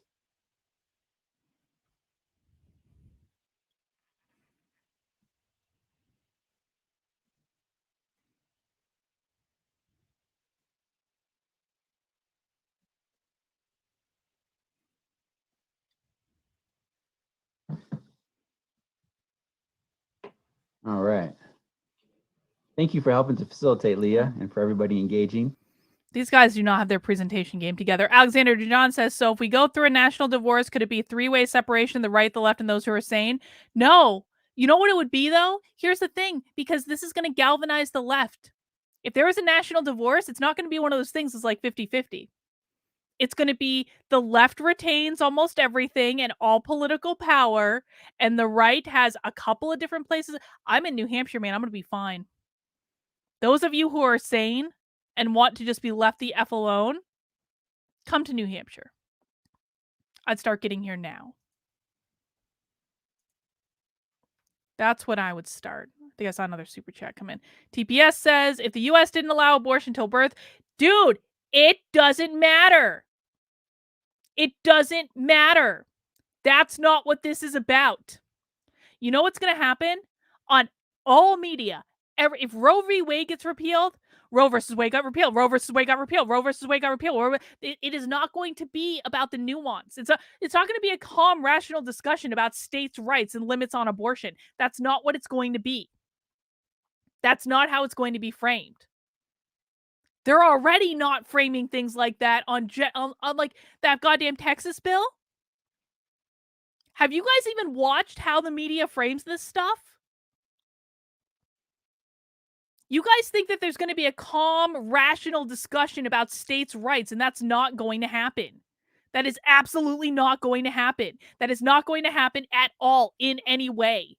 You do not understand the level of the severity of the issues that you are playing with this issue. You will lose every major close election in your lifetime for the rest of your life. David Skidmore says the left doesn't care about race, sex orientation, or even abortion. They care about power. The right are playing by the old rules that don't exist anymore. That is absolutely correct, David. Absolutely correct. If you don't want abortion, don't get an abortion. If you don't like, I just don't know. The left is going to be trotting out all these stories of like necessary like late term abortions that would have saved the mother's life and she wouldn't be alive. Like that's what they're going to do.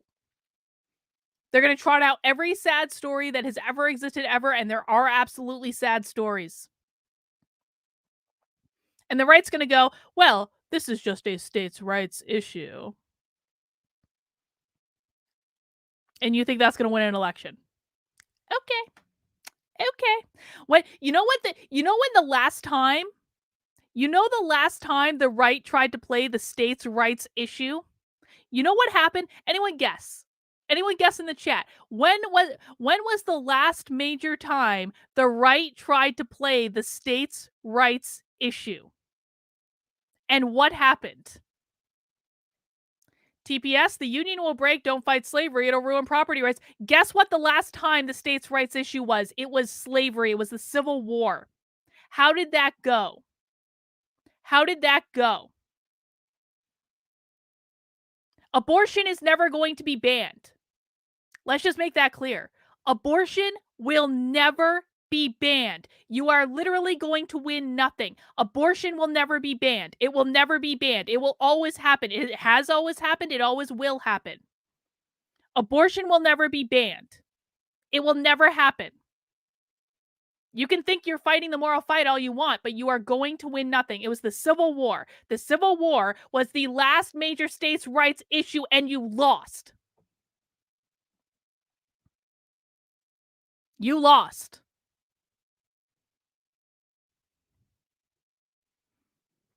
It doesn't matter if it was the Democrats. Doesn't matter. Doesn't matter what parties were involved. You tried to fight the states' rights fight and you lost. Big time. And you're never going to ban abortion. Abortion will always happen. Abortion will always happen in all 50 states. It will always be perpetual. It will always happen. You are never going to ban it. You'll ban it for poor people who will then go and get illegal abortions in which they will end up dying. And then you'll have that splashed all over the fucking news. You've already lost this fight, man. Now what you're doing is you're making it worse. I know I'm arguing with like 2 people in the chat right now. I know most of you agree with me, but anyway, sorry.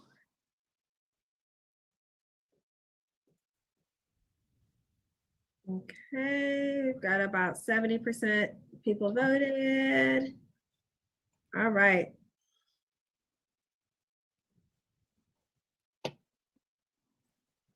We are so thrilled that you set professional learning opportunities for educators to become more racially literate. We hope that you I have a will lot of engage feelings with us in the Office Okay. of Strategic Engagement to embark on some of those professional learning opportunities, including our Becoming an Anti-Racist Educator series.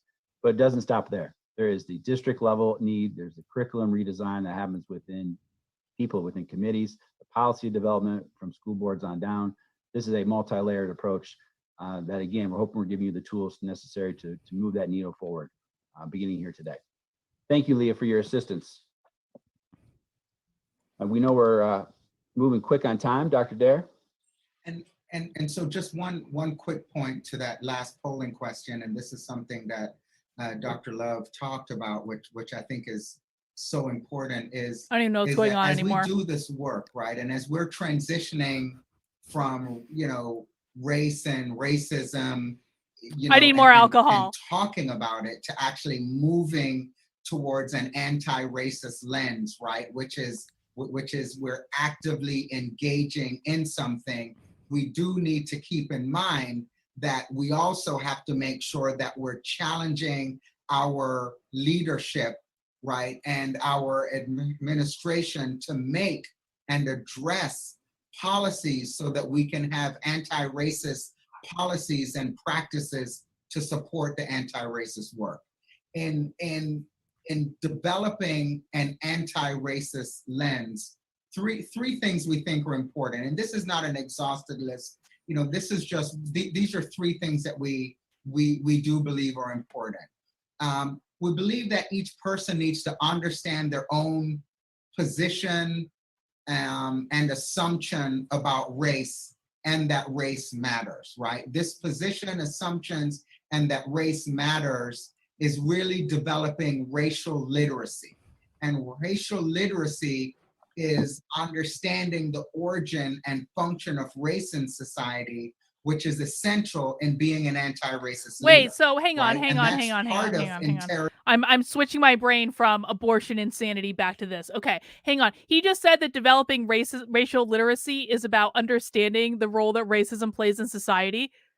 Okay, so basically he's telling them the world is racist, the country is racist. You are only racially literate if you agree with us. That's what they're saying. Schools cannot achieve racial equity without explicit, underlined, processes for leaders and staff to examine their personal past. Oh, isn't this funny? I thought that critical race theory was only taught in law schools. Why are we talking about schools achieving racial equity by developing processes for leaders and staff to examine their personal, professional, and organizational beliefs about race? Seems a little weird for something that's only taught in law schools. Interrogating whiteness is really developing that racial literacy. Also, to critically reflect on language and discourse to avoid desirabilizing whiteness, right? Desirabilizing whiteness is a term, Rad and Grossland, 2019, for those of you all who enjoy looking up research. But they talk about desirabilizing whiteness as normalizing whiteness in our language, leaning into whiteness as a commodity in our behaviors, which upholds the status quo of white supremacy. And we see that, right? We see that sometimes in people's well-meaning efforts to address issues of racial injustice, but they're using language that desirabilizes whiteness in that process, and then they further micro or macro aggress someone in the process. And then the last is that you've got to openly talk about racism. You've got to openly address systemic racism in your organization. People need to know that that is the lens of how you look at things. You have to challenge them. You cannot shy away in the corner. You cannot have this position of denial. If you're an anti-racist, it's an active process that people see and recognize in you and in your work. Strategies to be an anti-racist. We have, again, many more items could be added to this list, but we're going to start with these 5 for you today. All right, we're going back to abortion. Matthew, thank you for the super chat. I don't understand how they can't see that the issue once beyond the issue once beyond abortion. It's about how the media will skew it against us no matter what happens. Sorry about what's happening now, so we can win. Then talk to me. This is exactly the point. It's like I feel like you know, part of the reason I do happy hour is I really want people to see about what, like, I really want people to see what's actually happening. Not how it's being painted in the media. I want to see people see what's actually happening, and I want people to start playing smart with what's actually happening, because we can't fight things if we don't know what's actually happening. And it's like I feel like I'm constantly begging the right to try to play smart. Even just doing basic things like don't accept the rules the left gives you. And the right is like, oh, so you can't be racist against white people? Oh. It's like they constantly accept that the rules the right gives them. It's like, it's so frustrating because it's like they always take the bait every single time. And it's like they are all we have. I'm sorry. I understand. Like, I'm not a conservative. I'm not a Republican. I was a Republican for about 15 minutes. Like, I'm a libertarian, man. I'm not going to vote for them anyway. But it's like, the reason that all this is being perpetuated is the right is completely ineffectual at fighting back. And then when they have people that try to be like, here's how you navigate the system, here's how you can fight back, here's how you can win, here's how you can win elections, here's what you need to do, here's what you need to do to get my vote, they're like, meh, we want to fight abortion. I don't understand how they can see that it's an issue beyond abortion. God damn it. I agree. They should be able to see, but they don't. No, I'm not doing a whole stream about abortion. Holy fuck, no. No. I'm already going to lose enough subscribers even for talking about this issue on this stream. I'm not doing a whole stream about it. Are you insane? Have you seen them attacking me on Twitter over this? I blocked like 8,000 pro-life people in the past 2 days. Not 8,000, not that many. That's a lie. The Brooklyn Way says the manipulation of language by rewriting the lexicon via a series of signs and signifiers which relabel. Without that, they have nothing. That's exactly right. They're constantly messing with language. That's okay, Matthew. It's all right. You super chatted, man. I appreciate the super chats. I appreciate the support. I can't exist without them. It's okay. Hang on. Let me get another beer.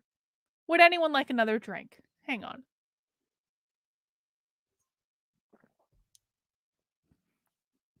Let's go with, do we want to do jam sesh with the strawberries?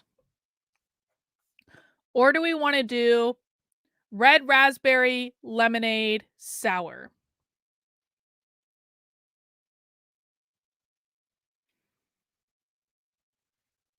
I'm thinking red raspberry lemonade.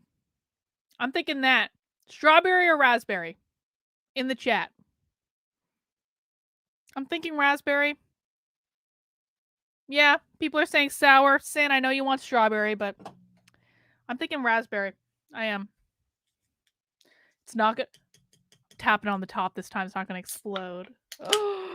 Okay. Let's see what this looks like. It's probably going to be pretty. It's pink. Oh, look how pretty that looks. It looks like pink lemonade.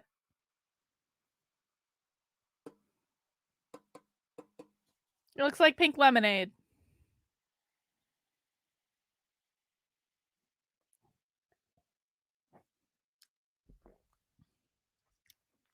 Actually tastes a lot like the first beer. I like that Trapper Keeper beer, though. I do. Today. Develop a constant level of racial awareness. Or we implore you to force yourself to always see race. especially if you're white. Work at that. Acknowledge the advantages based on race. Build your understanding of what white privilege means, about what whiteness is. Just don't check the box because you attended this summit, this seminar, this session. Put in the time, put in the reading, put in the work, put in the discussions. It needs to happen for then that acknowledgement to truly be authentic. You also must confront the acts of racism. You've heard that more than once today. And They really didn't that's- say much in that's this down to presentation, did addressing they? statements and just actions by others. They really didn't say that much. They were perpetuate these like, racial inequities. the United States is racist. If you don't want to be a racist, this is my summary of this presentation so far. The United States is racist. It was founded on racism. If you don't want to be racist, then you need to consider yourself an anti-racist. If you don't do anti-racist work, then you are a racist. That's basically the summary of this presentation. Building that stamina. D'Angelo talks a lot about that in her book. The courage. Glenn Singleton talks quite a bit about that in his research. Also important. Fourth, be the one to adapt. And this is for those of you who are white, such as myself. Be the one to adapt. Maybe we instead can of watch that Kate expecting Slater people thing, of Progressive color to Rising. assimilate. Let me look it up. I'm Think gonna about look it that up. for a second. You need to force yourself to always view situations from the perspective of someone of color, especially if you're not of color. It's having this anti-racist lens with a empathy lens right in front of it, right? And so it's work. It's ongoing all the time, and authentic relationships truly are a step in the right direction that you can develop to help build that understanding for yourself to grow. And then last but not least, develop a state of perpetual critical self-reflection. Be constantly aware of whiteness and ways in which white superiority, supremacy, and forms of racial injustice are supported and advanced through Hey, Progressive Rising. our discourse. Progressive Rising, what is the name of that stream that she did with that other girl again? Can you chat that in? I appreciate it. What we teach, how we act, all of the above, especially in our school learning environments. We charge you with these 5 strategies today to move forward because not everything that is faced can be changed, but nothing can be changed until it is faced. James Baldwin. What's next? Well, we only have a couple minutes left with you. We want to help address any questions, but you've heard us talk about our Becoming an Anti-Racist Educator series. These are the topics that we have descriptions and learning outcomes that we'll be sharing with anyone who's interested in the very near future for you to register for this fall going into the 2021 year. We're looking forward to delving into these topics through research and resources to help equip you with the skills you need to be an anti-racist in your work and in your place of work. So we just want to close with, again, a point that, hopefully we have hammered. So, which is one, being an anti-racist is someone who is actively engaged in practices to dismantle systems that perpetuate inequities for people of color. And that if you're not being actively anti-racist, you're probably upholding racism in your actions and in your behaviors. And even though you might be doing it unintentionally, for the oppressed, for the folks who are experiencing the negative effects, it really doesn't matter to them. So I think it's critically important that we do this important interrogation work, right? This important critical reflection work to ensure that as we're moving forward, we're on this continuum towards being an anti-racist. I know we have some questions in the chat. Leah, do we have a couple minutes to address Yes, some? you do have a couple minutes, and I had to join this session because I have a question. Uh-oh. Okay. Uh-oh. Well, we will let you ask your question. I said in my other session I joined that since it's my party, I'm going to go first. So thank you so much, Dean Dare and Dr. Cole. I appreciate you all joining us today and always answering our call at the Department of Education to be both a thought partner and also be a TA provider for the field on our behalf. And so I appreciate you all taking the time to be here today.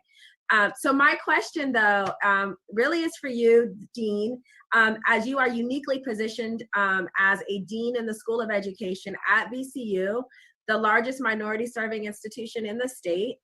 And Dr. Love talked about the teacher preparation gap. And so I want to hear from you on what deans and schools of education can be doing, will be doing, and how we can be a more engaged partner in addressing what Dr. Love coined as the teacher preparation gap. Yes, very good question. And I think one of the things that we have to do as colleges and schools of education, because is that we have to move away from believing that being a liberal social justice warrior advocate for diversity, equity, inclusion gives you a badge that your work is done. There is more damage probably being done from that. They hate white liberals. They hate white liberals so much. Progressive Rising, I cannot find this. Oh, Unapologetic with Kate Slater and Angel Jones. Okay, I'll look that up. I can't find this Karen and co-conspirator thing. Unapologetic with Kate Slater. Okay, I'll look that up. Challenges in academia that I just think is core to academia. I think one of the biggest challenges we have in academia is a false belief that by looking at something from every single humanly possible angle is actually making a difference in something. We have to move to behavioral change. We have to move towards change in our curriculum. On Monday. Okay, that's right? Why. I say this often. In Virginia, every educator has to have CPR and IED training. But there are more incidences of racial injustice, racial micro and macroaggressions, and there is not one state requirement for critical reflection on any of these issues. What do you think he means when he says critical reflection? Any guesses in the chat? What do you think he means when he says critical reflection? What does the word critical remind you of?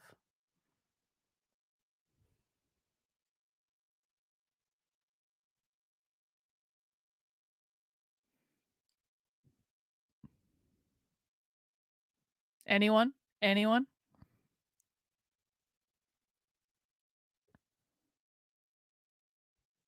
Critical reflection equals bending the knee, denial of your whiteness. Anytime you hear the word critical, they're probably talking there. It's probably like a reference to critical theory.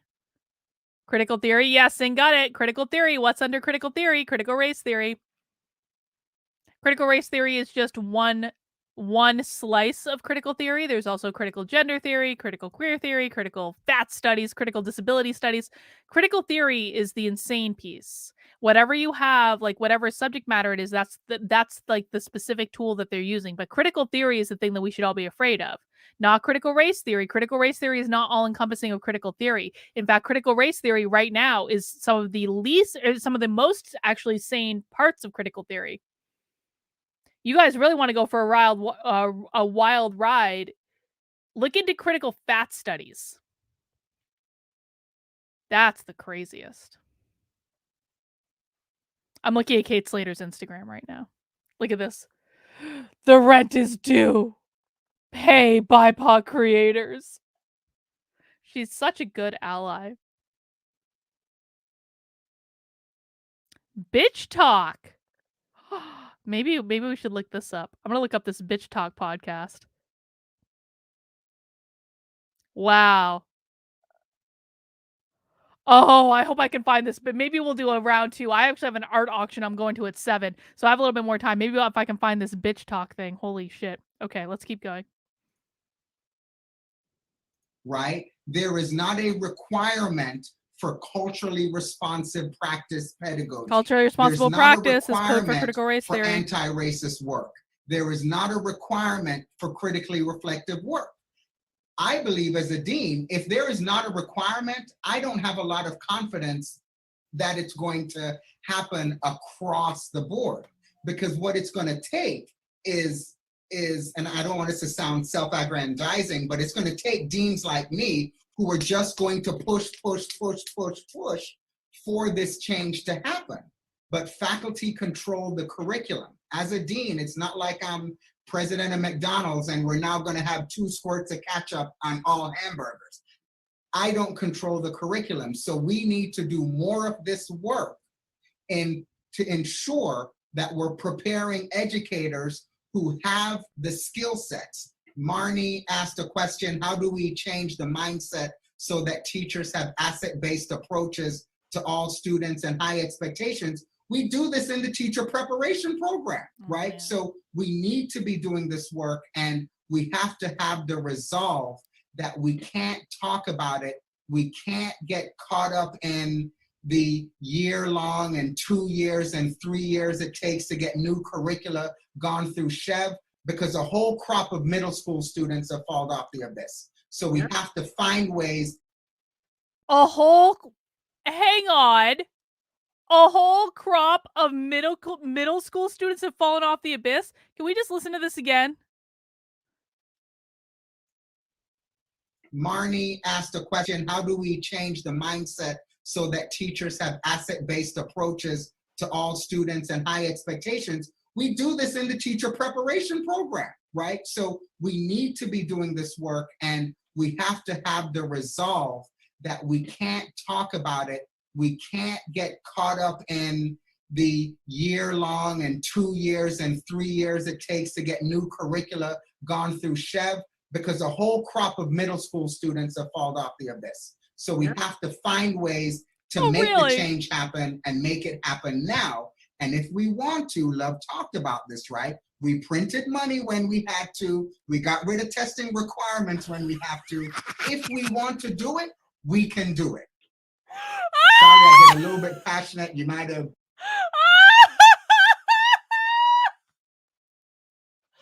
We printed money when we...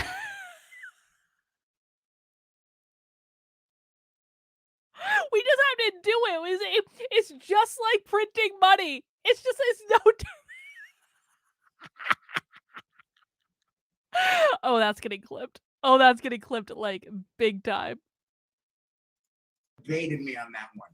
Well, I did a little bit because, you know, I know you just a touch, but thank you for that, and but also for your passionate engagement, because it will take that level of engagement for us to move the needle on these things and begin to have an earnest conversation around our expectations of our educators and expectations of our system of public education and the accountability levers that we embed within that system to ensure that all of those who engage with it meet those expectations.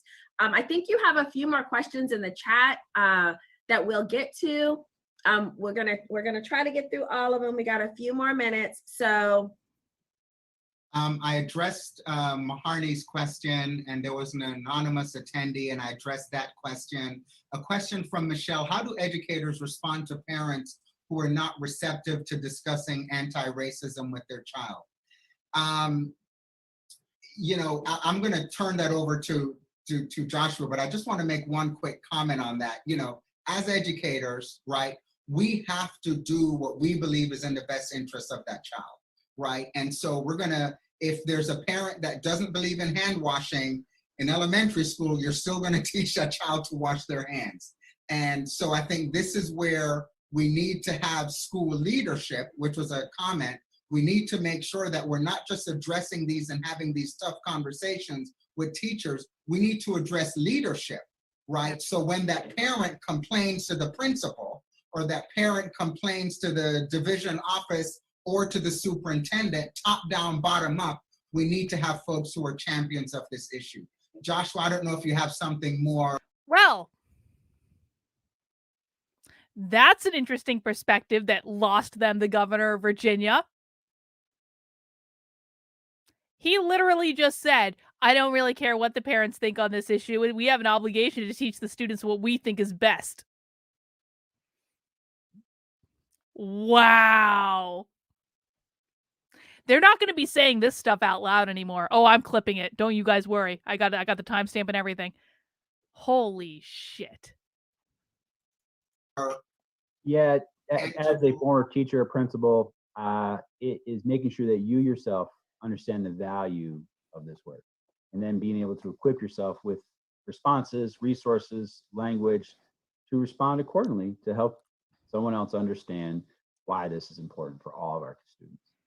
And yeah, look at this guy. This guy is like, this useful idiot guy is like, let's not say on the internet that we're going to teach things regardless of how the parents feel. Let's instead pivot and say, we're going to provide them with resources and explanation. This guy's like trying to cover. He's trying to fix what this guy just said. I'm sorry, Joshua, finish. no, that's it. It just needs to happen. And go ahead though, Leah. You got something to add? What I was going to add to that is, you know, in many other spheres of education, we advance our expertise, right? That we are the experts and what is necessary to prepare students adequately to leave our system of public education life. So look at that. That white dude, he was trying to walk them back. So the black guy said, we need to teach children this, whether the parents like it or not. And then the white dude was like, hang on. We need to help parents understand why this is important to help them feel comfortable. And now this bitch is coming in. I'm sure she's a very nice person. This woman is coming in and being like, we are the educators and we know what's best. Like, that white guy tried to talk them down. That white guy was like, let's bring this back into some semblance of like reasonableness. And both of them are like, no.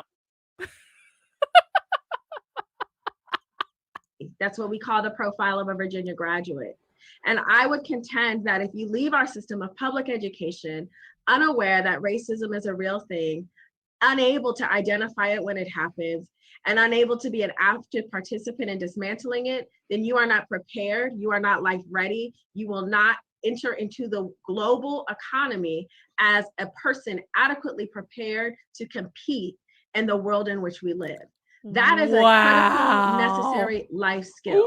So to what the dean said about washing hands, we would not engage in a conversation with parents about whether or not it's important that a student understands how to wash their hands. I had a parent call me one time complaining that her child didn't know how to multiply because the teacher allowed them to use a calculator in the class. And so because they were taught how to use a calculator, they somehow didn't learn how to multiply. And her argument was that you shouldn't be teaching children how to use calculators. Well, as educators, we would never suggest that it's inappropriate to teach a child how to use a calculator when we live in a world where everything is automated. She should have kept her mouth shut. If you don't know how to use a calculator, you're not going to be able to function in the world. She should have kept her mouth shut. This is the very same thing. And so we have to stop allowing conversation, discourse, and education about racism. The hole is getting deeper. As an add-on and a non-essential life skill, when in fact it is the most critical life skill that you can leave a system of public education. Holy shit! Thank you for that gift that you gave me, Leah. Thank you for that gift. Role models, Dr. Dare and Joshua. You want to talk about role models in schools? Yes. Diversity. Thank you for that gift, Leah. What's interesting is I participate in a lot of conversations about teacher diversity, and it's something that we've got to do. Colleges and schools of medicine are required by their accrediting board to have some type of a diversity pipeline program. That is not required, right, by colleges and schools of education. We choose to do that if we feel it's so important. Maybe that's something that our accrediting body needs to look at doing to ensure that every college and school of education across the country that's accredited have some type of a teacher pipeline, have a diverse teacher pipeline program. But also believe we need to address this in the colleges and schools of education.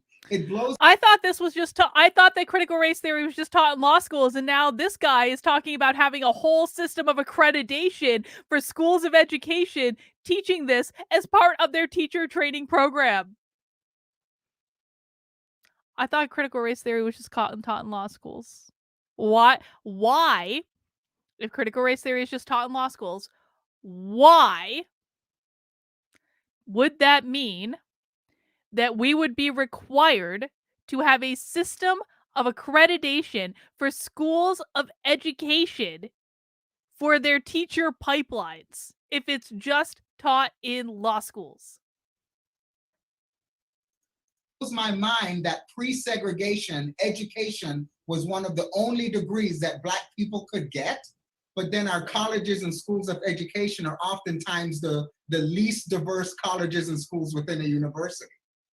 That's by design, that's not by accident, right? So we've got to address those pipeline issues within colleges and schools of education so that we can have more faculty, researchers, and scholars who can really come up with more innovative ways to address this issue from a lived experience standpoint, while also having pipeline programs and more engagement. And the last point I'll make is something that Rodney Robinson, which I will continue to tear up every day that he's not our National Teacher of the Year, that he said, which is being a teacher is the only job where there is 12 years of observation.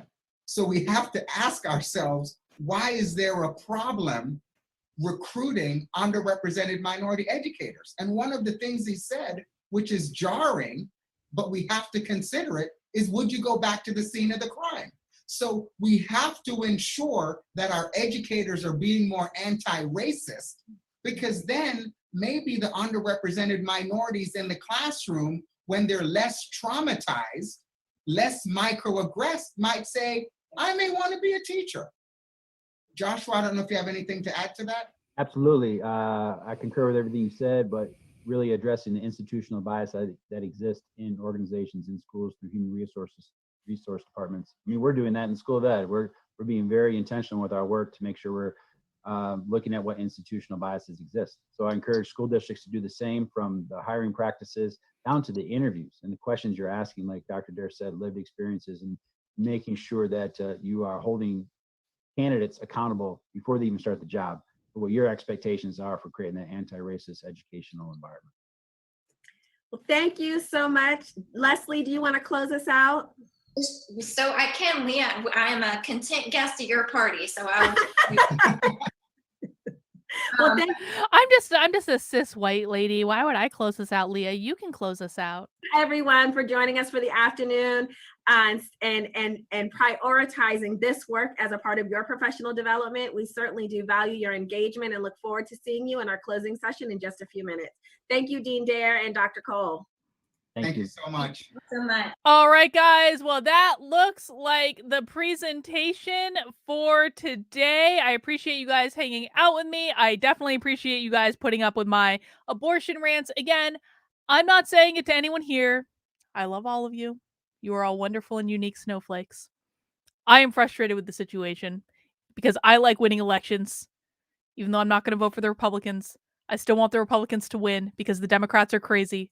That's all. But thank you guys for joining me. As a reminder, please make sure you mount that like button on whatever platform you're watching on. Please make sure you subscribe to my channels. Also, please make sure, so if you're watching this on YouTube and you are on my first channel, which is just Carlin Borisenko, please make sure you subscribe to my second channel, which is Actively Unwoke. Hang on. I'll even stop that screen share for a second. I will show you. It is youtube.com/activelyunwoke. We'll get that right up. The reason that you want to subscribe to Actively Unwoke is because Happy Hour will be moving exclusively to Actively Unwoke in the new year. I've been saying I was going to do this for a while. Now I'm actually going to do it.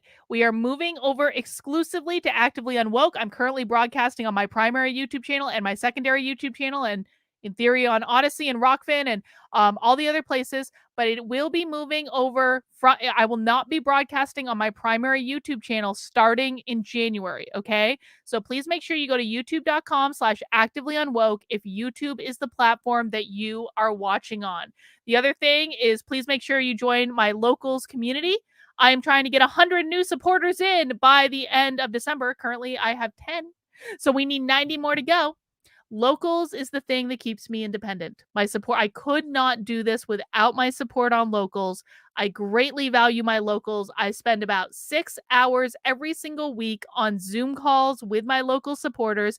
You're going to get to interact with me. You're going to get to know me. We might even become friends. Who knows? Once I decide you're not crazy, No one's been crazy. Well, no, that's not true. Like 2 people have been crazy in my locals so far, but most people are like completely normal and awesome people. You're also going to get to interact with other members of my locals community. We're going to be doing a lot of awesome stuff in 2022. So I definitely recommend the annual membership. You can join for $5 a month and that's cool.